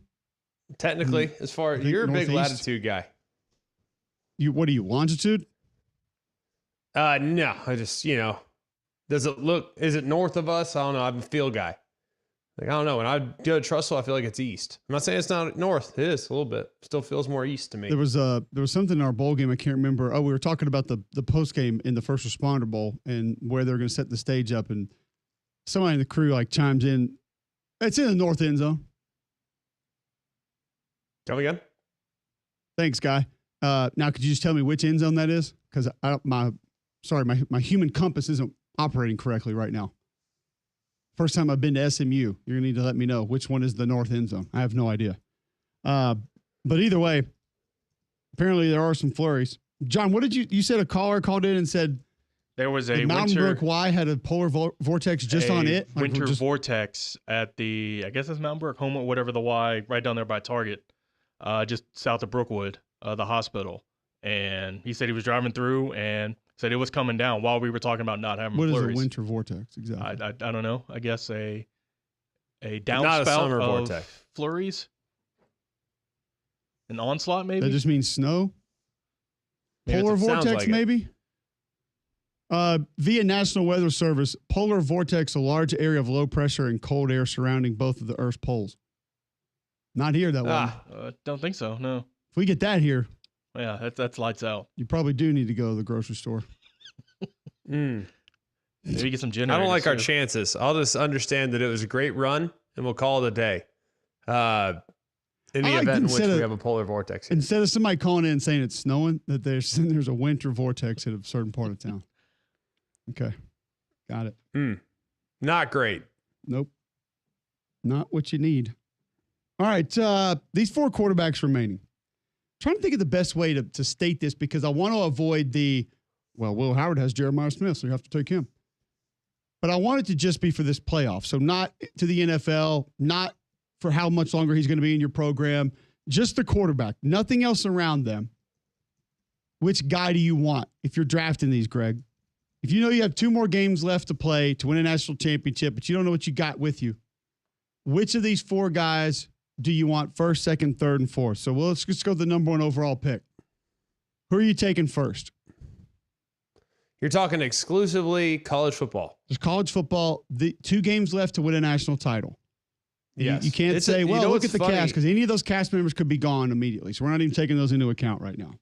Just You the know what's players. funny? How many times have you looked at 4 teams remaining in the semifinals and thought to yourself, you know what? Their quarterback is not their best player. Not a ton. I mean, Not many, we've had it right? a few times, but yeah, because what do we always talk about? Well, they don't have the quarterback to win a title, or they have the quarterback so Exactly. they can win a title.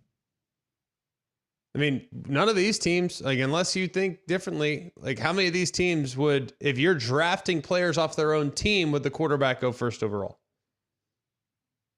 Let's see. Notre Dame, probably not. Will Howard, definitely not. Quinn Ewers, probably not. Drew Aller, definitely not. So maybe that's our next practice is who are you drafting first off of all these teams? Yeah. But it's wild. It's funny because we keep talking about how much the game has changed and how much it's on the quarterback's shoulders and all this other stuff. But a lot of times it's like, well, the quarterback needs not to screw it up. Look at Riley Leonard's performance against Georgia. Like, what did Riley Leonard do? He threw for 90 yards. I would say both playoff games. He's had similar performances of solid, keeping drives alive, avoiding catastrophe play, making a couple plays when he had to. But nothing exciting, not a bunch of highlight reel stuff, not a bunch of wild plays. But grind it out. The defense is playing great. Don't put the defense in a tough spot. Like, sometimes punting in this game is going to be it's nothing wrong with that. All that is valuable. And to have a guy that's experienced, that has no ego, it's like, yeah, I'm fine. Like, if I throw it 20 times and I check it down 18 of the 20, so be it. It's fine. Like, because and I'm cooking. And when we get a chance to throw it inside the 10 or inside the 15, be smart. Us or no one, live to take a field goal. Take one unnecessary sack against Georgia that was a big back run, but it was a huge mistake to take a sack in that scenario because it knocked you out of field goal range. So I had to take a quarterback right now. It'd be Will Howard, but it's not like I would take Jeremiah Smith over Will Howard on his own team.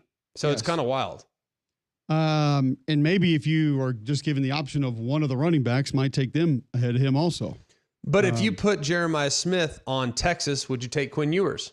Probably most people would. Yeah. Right? If you put Jeremiah Smith on Penn State, would you take Drew Aller? Yeah, because like with Riley Leonard, you're probably taking the other pass catching cores, all three ahead of his. Correct. So he's immediately going to be mentally downgraded by certain folks when you're viewing him that way. Because I'll take Tyler Warren over Drew Aller every single day of the week, like every single day of the year, every single day of my life.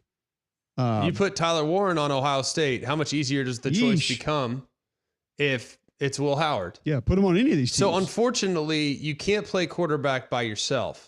And even though some people like to envision great quarterback play as exclusively because of the quarterback, it's never the case. So you really look at it. I don't really understand why, people look at, say, Cam Ward and no one wants to acknowledge Xavier Restrepo or Jacoby George, or you know what I mean? Like that he was out there alongside. So I think a lot of the quarterback evaluation is going to be based on what he's allowed to do within the offense, what he's asked to do within the offense, and how many times he's able to find one-on-ones that his guys can consistently win. Absolutely. All right. So in order, I'm just going to give you mine and you give me yours.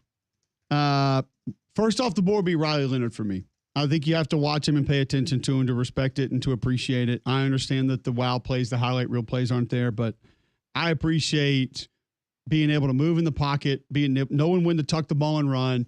He's more accurate than he gets credit for. And I think there's a toughness level that also comes with it. I just think he's like a true gamer.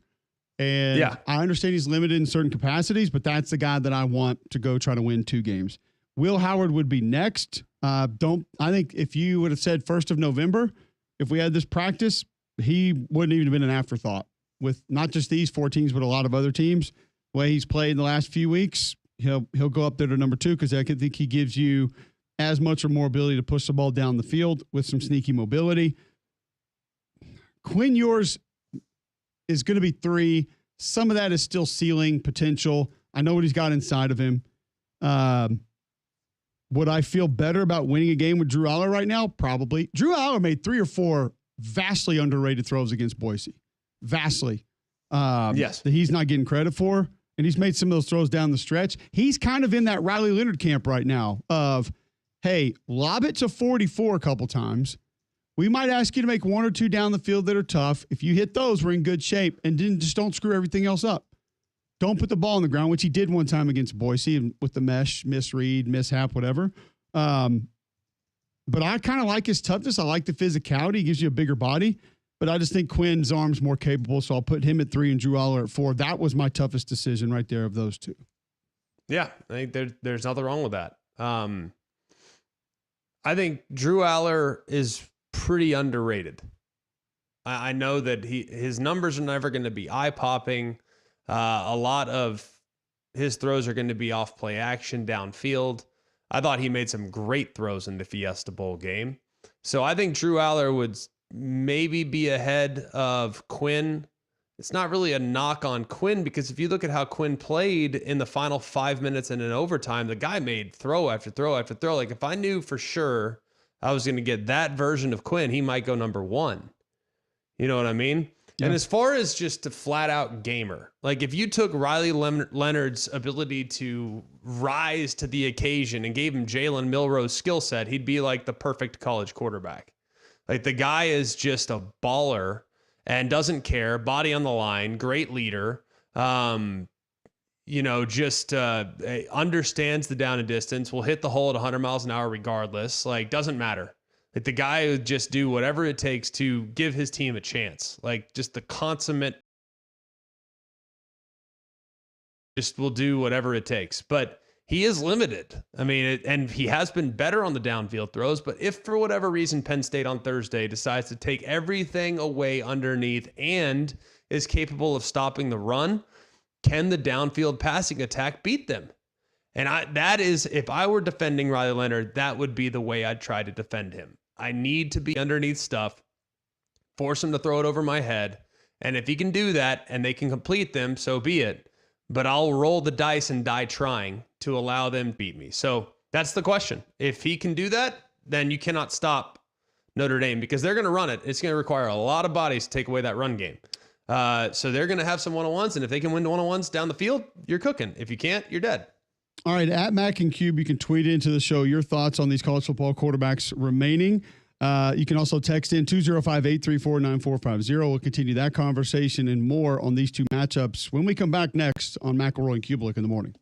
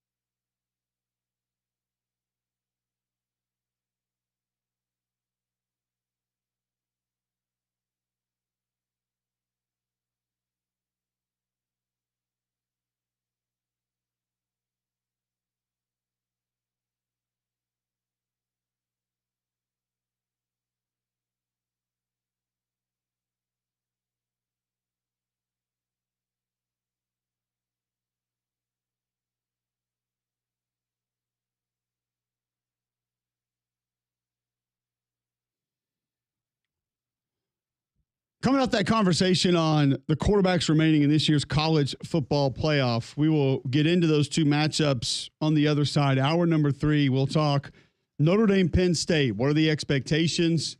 How that matchup going to go? That one Thursday night, 6:30 on ESPN. 13-1 Notre Dame against 13-2 Penn State in the Orange Bowl. Cotton Bowl, 6:30 p.m. Friday night on ESPN.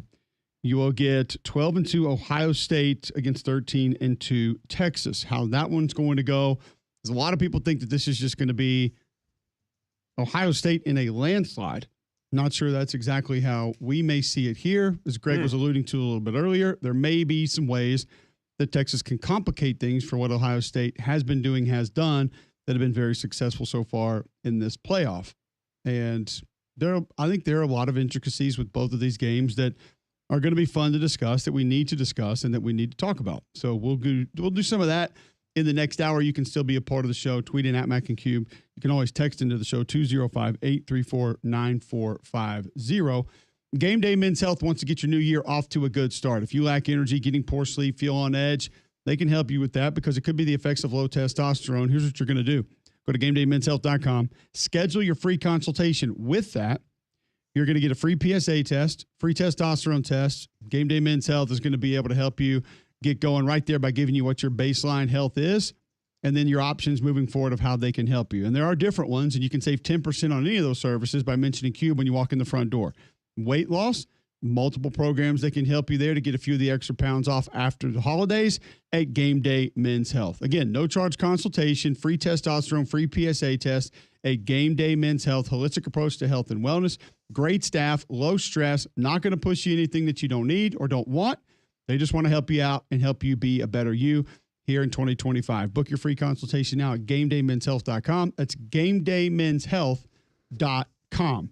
All right, breaking down these two college football playoff matchups. Don't forget, college football on tonight as you have the FCS championship game at 6 o'clock on ESPN. I have portal updates that we need to get to. Early departures to the NFL that we need to get to in college football. A new commitment that's going to be making its way into Auburn over the weekend that we need to discuss.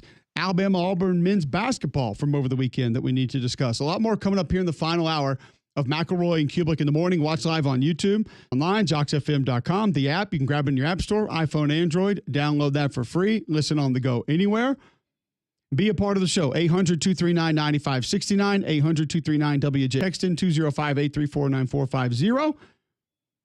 Or tweet in at Mac and Cube. A lot of different ways to interact, to be a part of the show. Some coaching news, coaching changes that we'll give when we come back next on Jocks 94.5.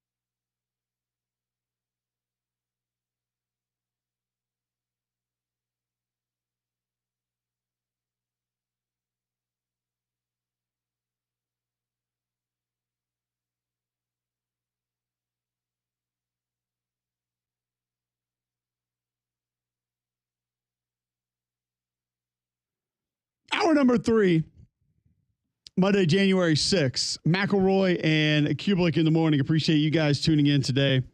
The last title for Montana State. You're asking the year of the 2 sport. years, 5 years ago, 10 years ago. I don't know. Probably not that long ago. The year, John. They play for the title in football tonight. Well, yeah, but they could I'm have not had sure some in why I baseball. would care about a fencing title. And Then I will say 1876. it's just like the new Yellowstone prequel that's coming out. No, it's 1984. Okay. Last time they won it. North Dakota State in the championship game for only the 11th time in the last 14 years. So, but Montana State favored. They are the undefeated team tonight, 6 o'clock, ESPN. It's live tackle football, folks. If you're not interested, that's on you. That's fine, but I might be. All right, let's hear from a couple of these coaches that are going to be involved in the college football playoff semifinals. First, we have some coaching news around college football. This one completely slipped under the rug, Greg.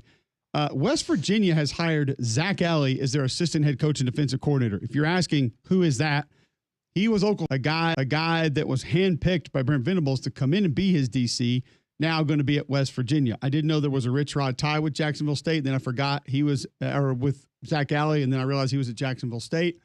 So that's where they go back. But he has left Oklahoma. And so now you have 2 new coordinators, new quarterback, a lot of new faces for that Oklahoma football team, and a pretty big year for Venables coming up this year, GMAC. I'd say so. About as big as it gets if they don't make some progress.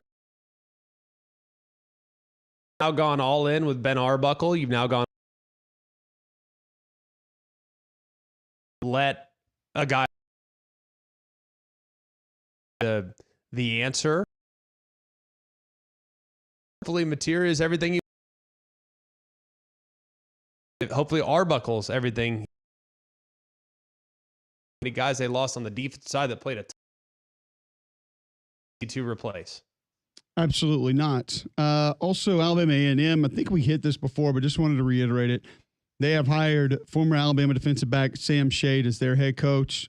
Just an awesome guy, and has been working his way up the coaching ranks, and he'll get that head coaching opportunity with the Bulldogs up in North Alabama.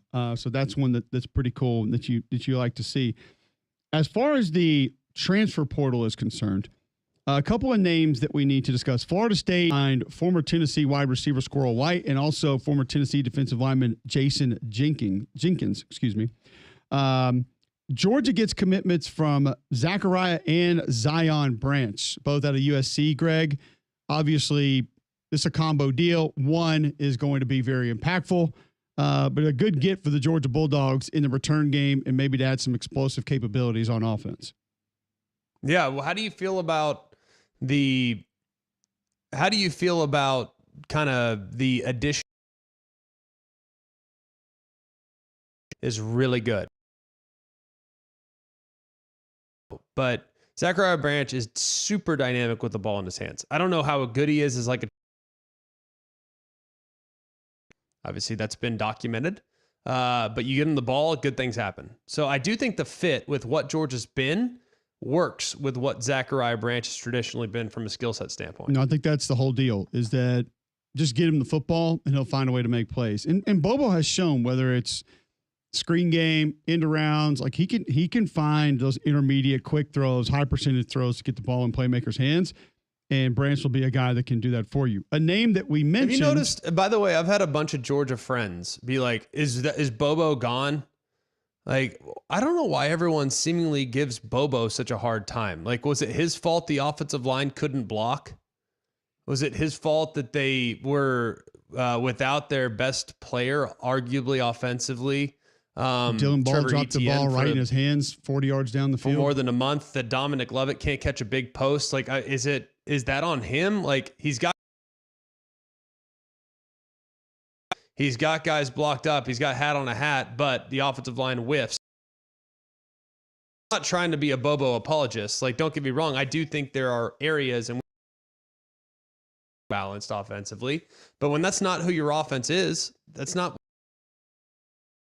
You got to put your players in position to be successful. And if your guys can't collectively handle pushing guys off the point by running the football, probably not going to be great.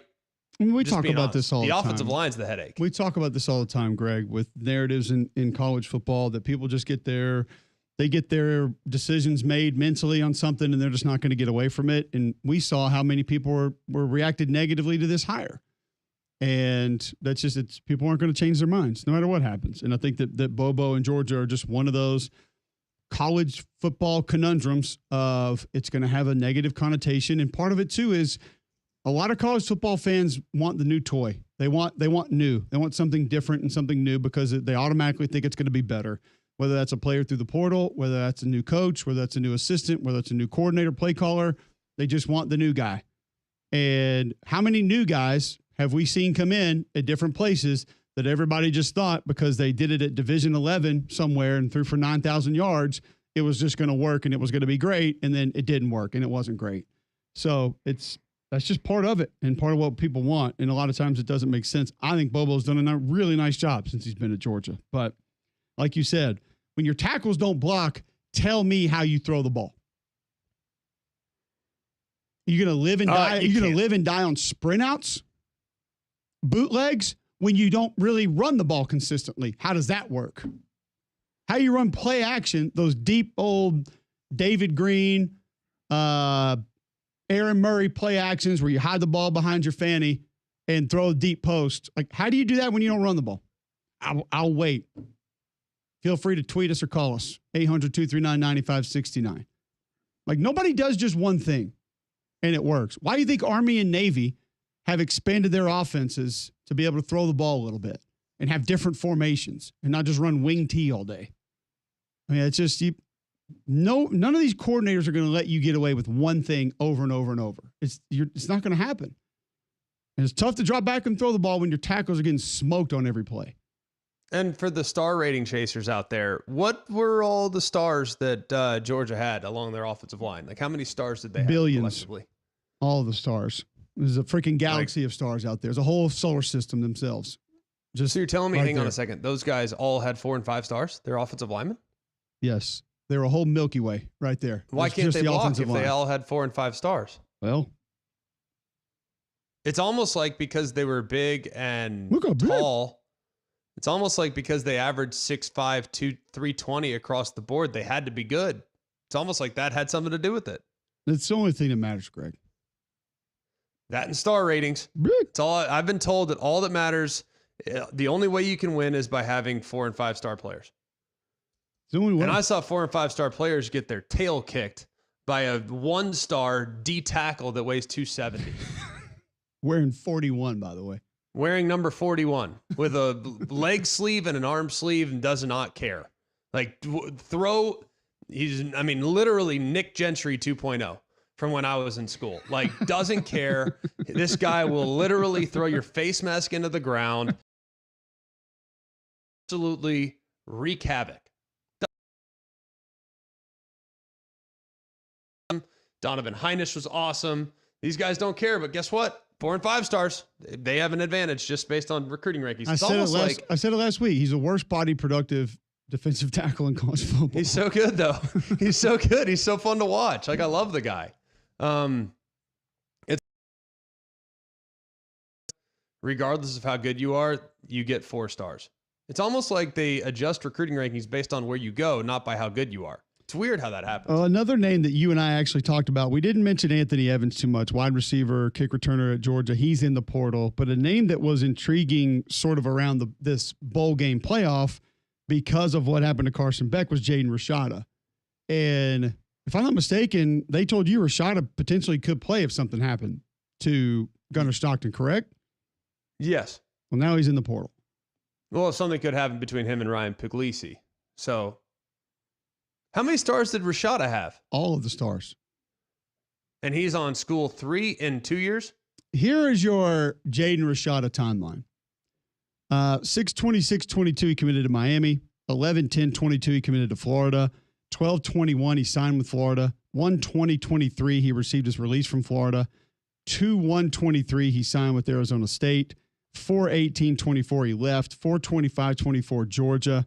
5/21, he sued Billy Napier. And now on January the 5th, he is leaving Georgia without playing a snap this year.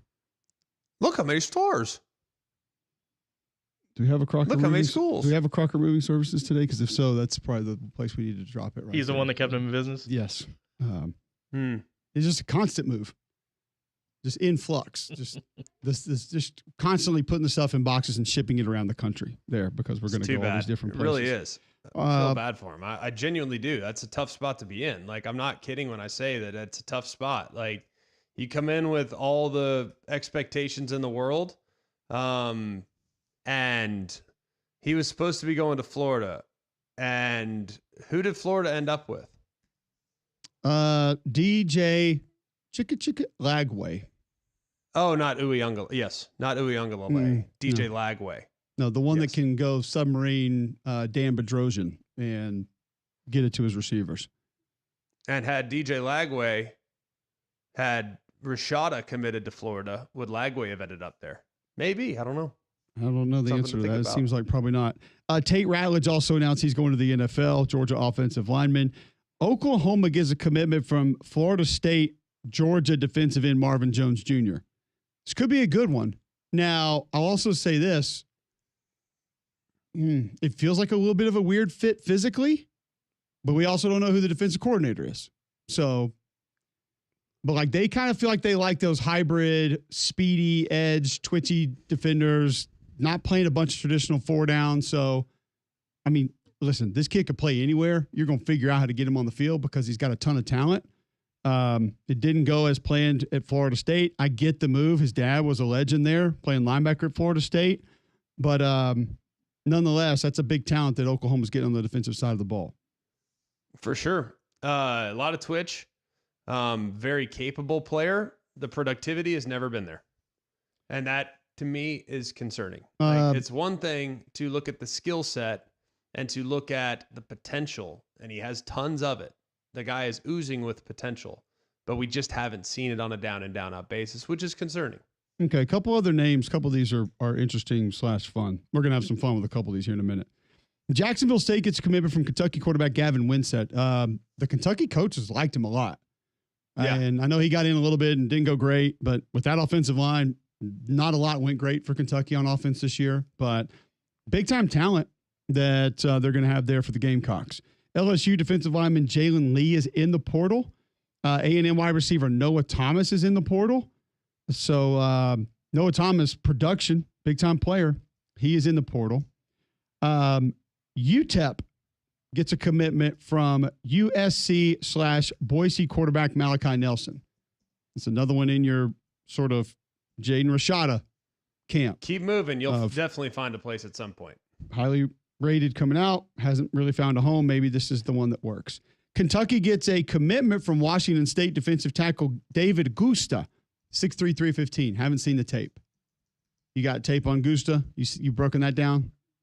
Actually, No, I feel like make that it name so. sounds familiar. He's from Washington State, you said, right? Yeah, we'll get to him in the I offseason. definitely had him in a bowl game a couple years ago. I remember it because I was thinking to myself, like, Gusta, me gusta. Like, you know what I mean? Like, I like in Spanish. So, yeah, I vaguely remember him. Miami gets a commitment from James Brockermeyer, former Alabama, former TCU center.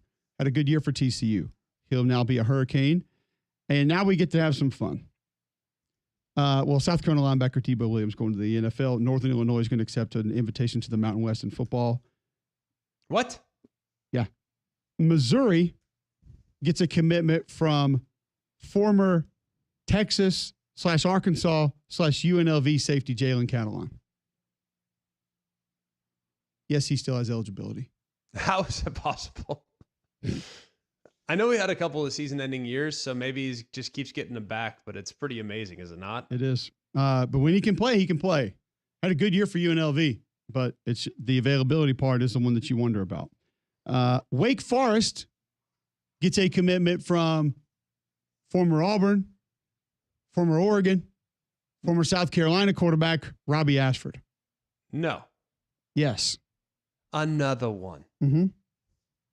And I was actually really surprised with the internet's reaction to this yesterday. Oh, really? Yeah. Like, if you just go by the Thamel and other people that cover college football tweets, like, this is a big get for Wake. Disagree. Do we even know what the offense is going to look like? I have no idea. No Yeah. idea. We've seen Robbie Ashford at QB. Yeah, we do. We don't know if A he's lot of short the guy. fields. Yeah. Is that the most fun one that I have? Because I have one more. I want to make sure I cover all of them before I get to my last one. All right, we'll get to the last one here. Here we go. Oh, boy. Sacramento State. They are the They are Rattlers? they're some type of bee. Are they like a hornets? honeybee, Mm. They're the honeybees? killer hornet. Seems like a big difference. What carpenter bee? Oh, How many bees do we have out there? A whole heap of bees. They are the hornets, by we the got way. Bun Bee. Their mascot is Herky the Hornet. Oh, okay. Makes total sense. So we just got it. I don't know why you gotta make so much fun of us. That was a lock. A hammer. Bee, Famous hornet, alum from same Sac thing. State. Tom Hanks. Boom.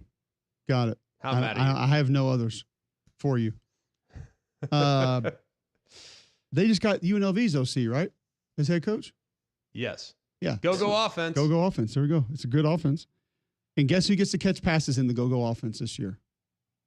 Anyone? Receivers. One specifically. Named Ajay Hall, No. committed to Sacramento State. God. Over under 1,000 yards receiving this year. I'm going over. I'm going over. For the team? No, for him, Oh. I'm going over. Okay, that's nice of you. I'm taking the over. This is going to work this time. It's time for it to work. Yes, it is. We're due. We are. Gamblers always say that. Some folks out there are due for a trip to Bromberg's, Greg. Tell them why. Well, Bromberg's has the best selection and the best sales staff. They are so great. They're a luxury dealer like no other. Know that when you go and buy a natural diamond at Bromberg's, it supports so many people around the world. And it also really does a great job because where they source their diamonds from, it puts money back into the population, the animal population, the human population, and it conserves land out there as well. These are really well-sourced diamonds from all over Africa, Australia, from Canada, all over the place, all over the world. So go and buy it at the right place like Bromberg's. In Mountain Brook Village and the Summit, you can also shop online at brombergs.com. All right, when we come back, Notre Dame, Penn State, what aspects of this game we watching the most? Ohio State, Texas, where will it be won? We begin to discuss it, and you'll hear from those coaches right after this on Mac and Cube in the morning.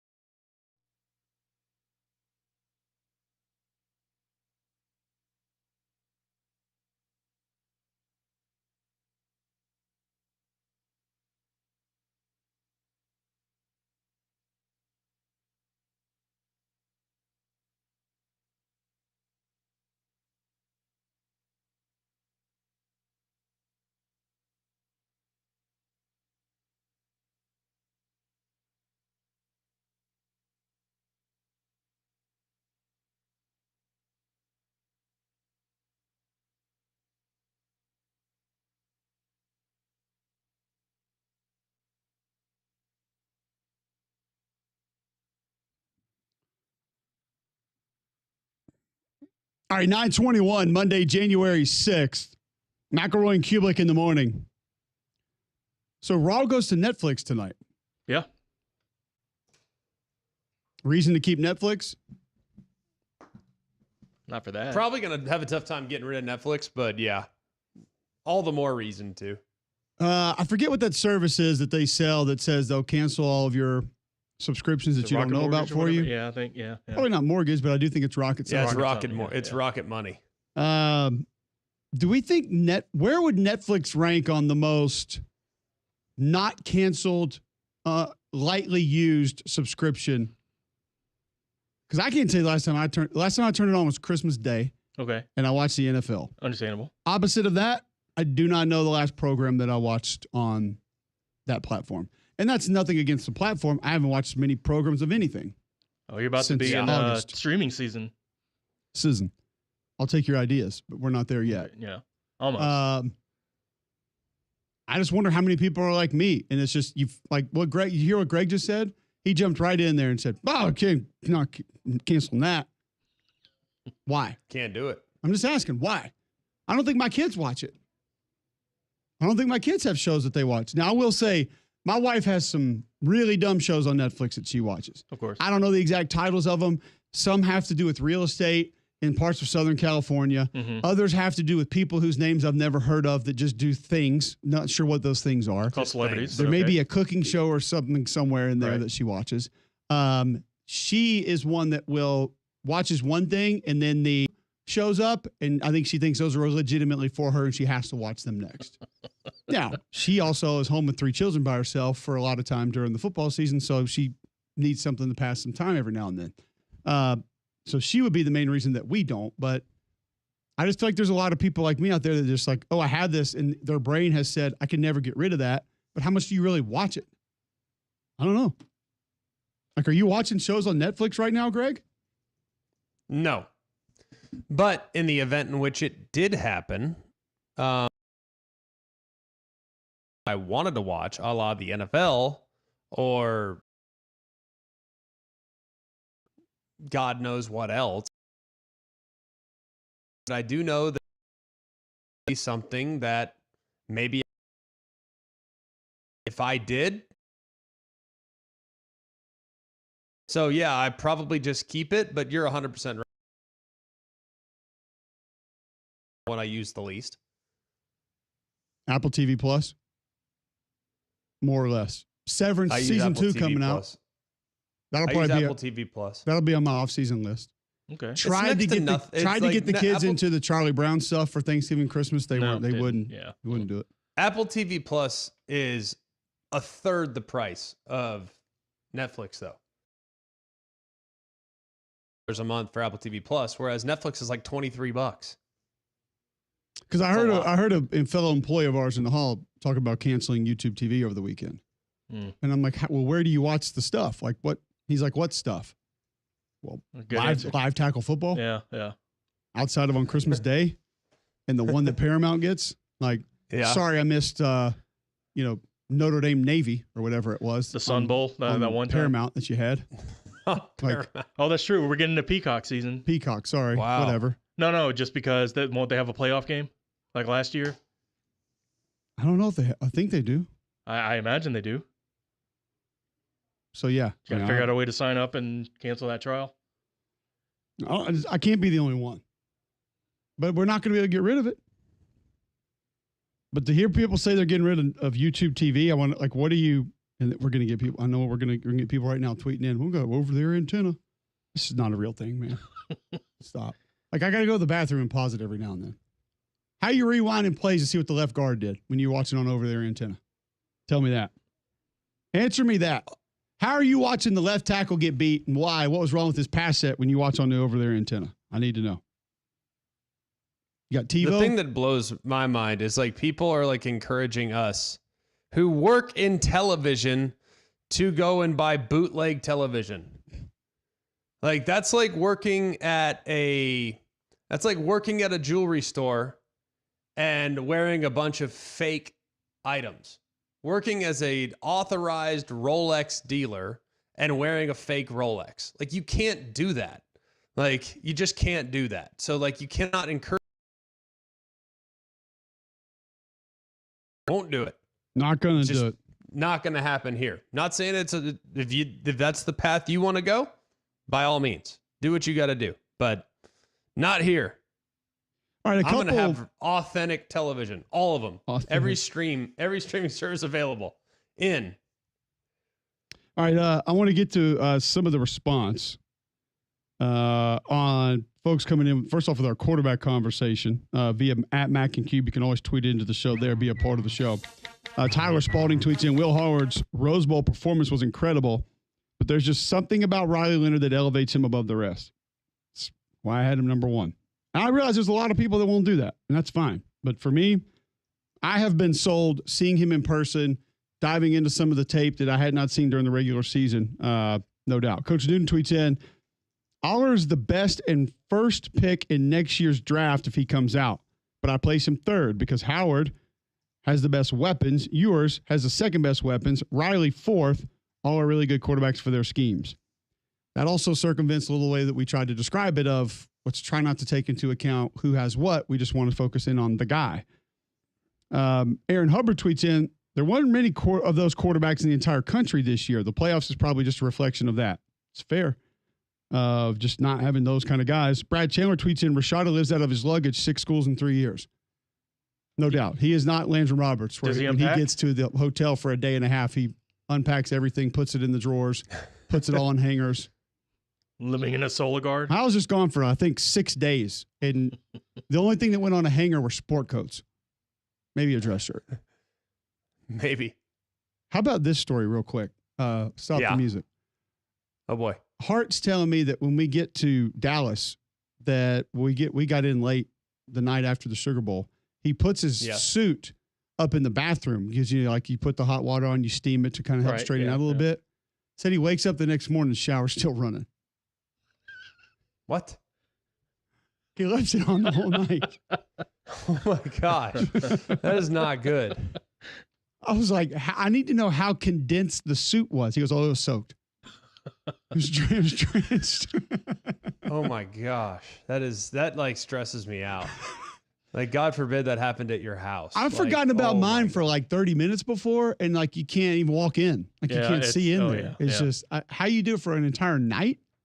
I have no idea. Did he have to, my cousin Vinny, go buy a new suit or? No, somehow he got it. I think he found it early in the morning. Kickoff was at 3. He wasn't like Greg getting there at 9. Oh, okay. Yeah. But yeah, I mean, I guess he actually did say it's still a little damp, just a little bit, but unbelievable.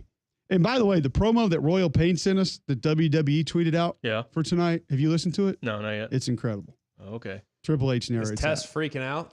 It's just Triple H narrating that, but you need to check it out. It's awesome. It's very well done. Love it. Listen, I'm not saying Netflix doesn't do things well. They absolutely do. Oh, they know what they're doing. But just not a lot of shows that have grabbed my attention as of late. All right. Want to hear from a couple of these coaches coming up in this college football playoff. First, we'll start Notre Dame, Penn State. Marcus Freeman still learning things about Riley Leonard even during that Sugar Bowl. Again, confirms what we've all learned about him. He is an ultra-competitive individual that finds ways to get his job done. And it's never perfect, but in the most crucial moments, he's going to find a way. And that's through decision-making, that's through his legs, that's through having to jump over somebody and flip on his head to get a first down. He's doing exactly what we asked him to do. And he's the first one, just like I would tell you about myself, that wants more. He has more. I have more. And we got to find a way to get more, but he's done a heck of a job, and he just finds a way. Marcus Freeman, also Notre Dame head coach, on handling the. I think it's human nature to enjoy people saying good things about you. It's human nature, but we've talked all year about being misfits. Make the choice to either waste time listening to people tell you how good has been, or you're going to put your time into preparing for this opportunity right in front of us. And that's been my message loud and clear. The minute you start dreaming about the outcome, put the work in that it takes to get that. And that's a personal challenge for everybody in our program. Greg, you had been around him a little bit more than I had. And I don't want anybody to misconstrue this and think that I had a negative perception of Marcus Freeman or a poor perception of Marcus Freeman. There just was no perception because I had never spoken to him. I had never talked to him. So I talked to him at Media Day for a few minutes. I talked to him pregame for a few minutes. I interviewed him at halftime as he came back out. Marcus Freeman, my personal stock for Marcus Freeman is skyrocketing after being able to talk to him and being around him.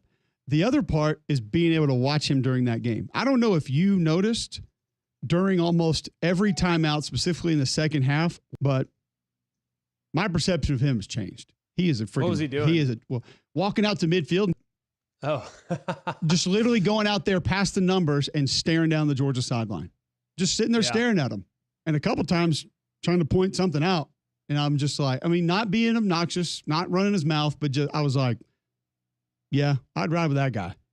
100%. He's the man, dude. Yeah. He's been the man. I've been saying that for years.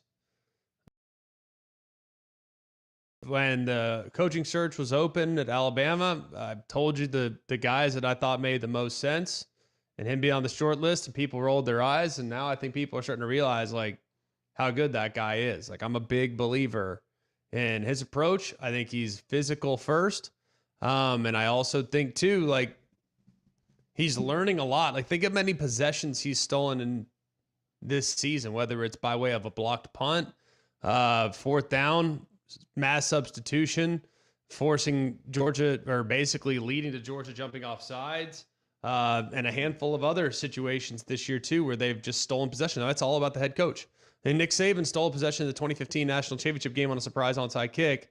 And, you know, everyone still to this day remembers that play and how impactful it was. Well, he's done it 6 or 7 times this year.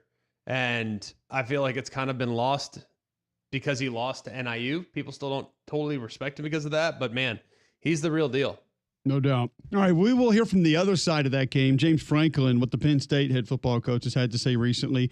And we've talked about maybe some travel concerns later this week for the games in Miami and Dallas. Some travel concerns for one sports team happening right now.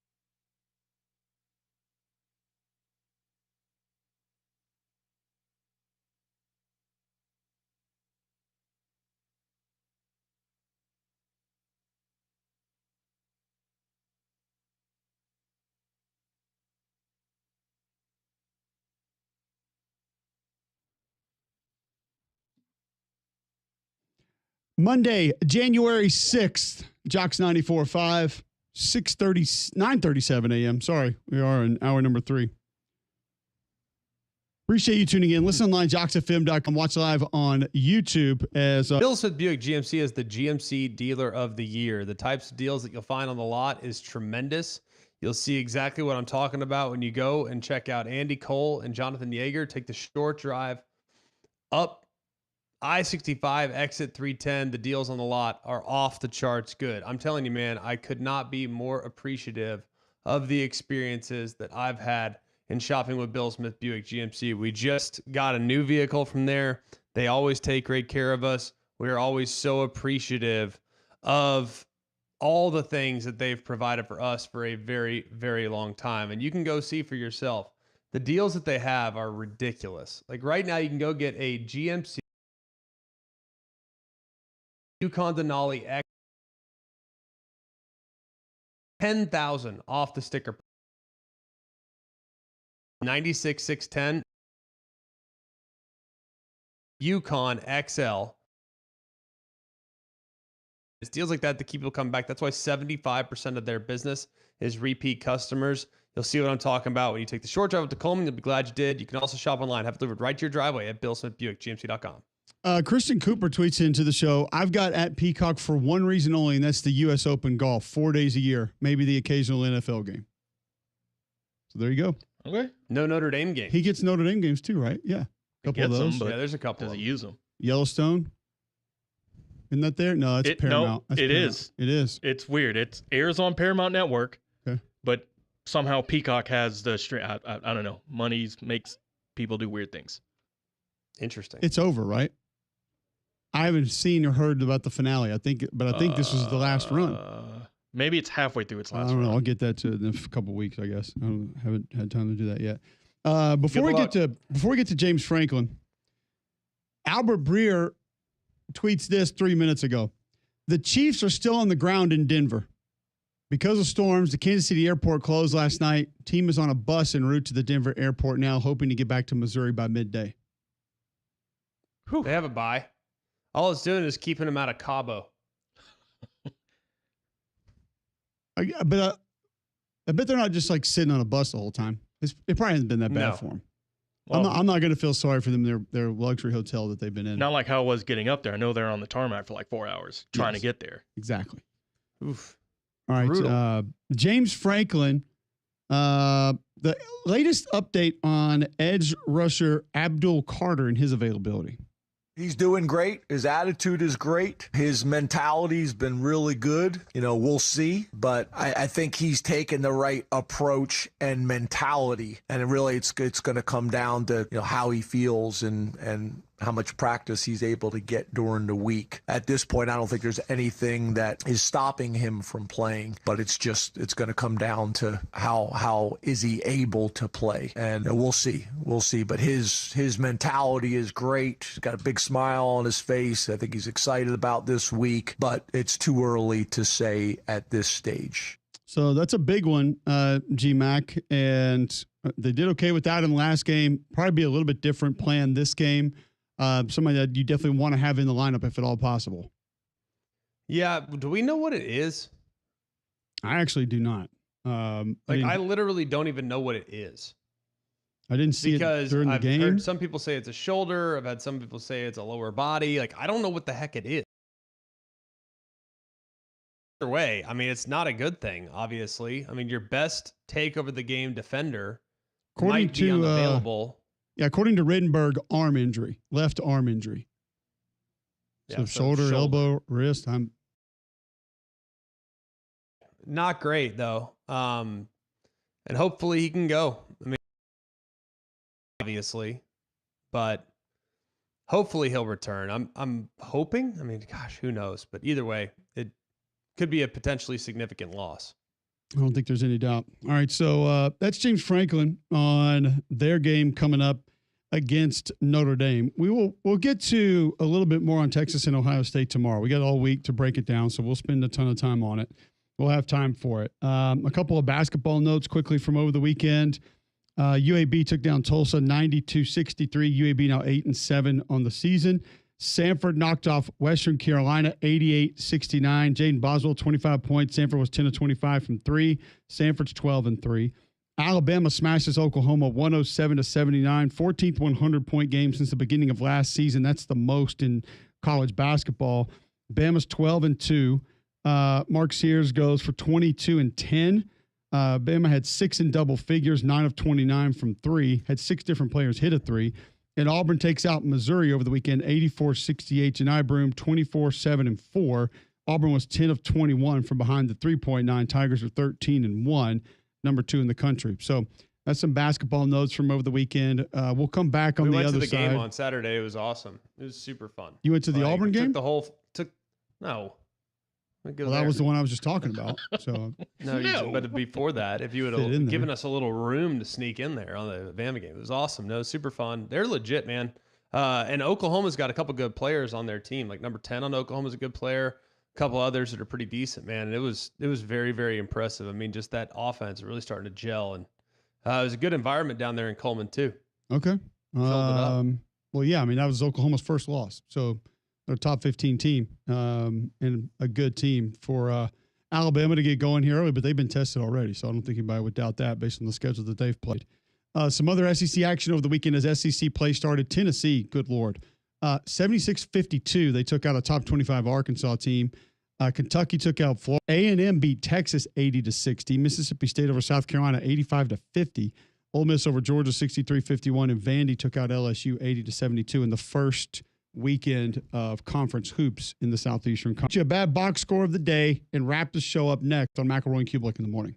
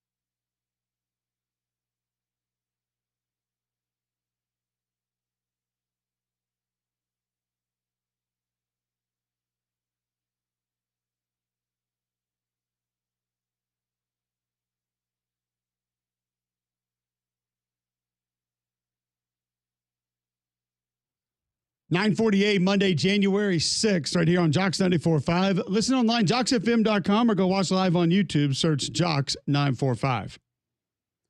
Polar Bear Service is the one-stop shop. They take great care of you. I'm telling you, I've had a terrific experience when I've called Weston and the guys, them out, do some preventative maintenance beforehand, because the last thing you want is to be sitting there with no home and no help on the way. Call Polar Bear Services today to get your HVAC system ready for the cold days and weeks ahead.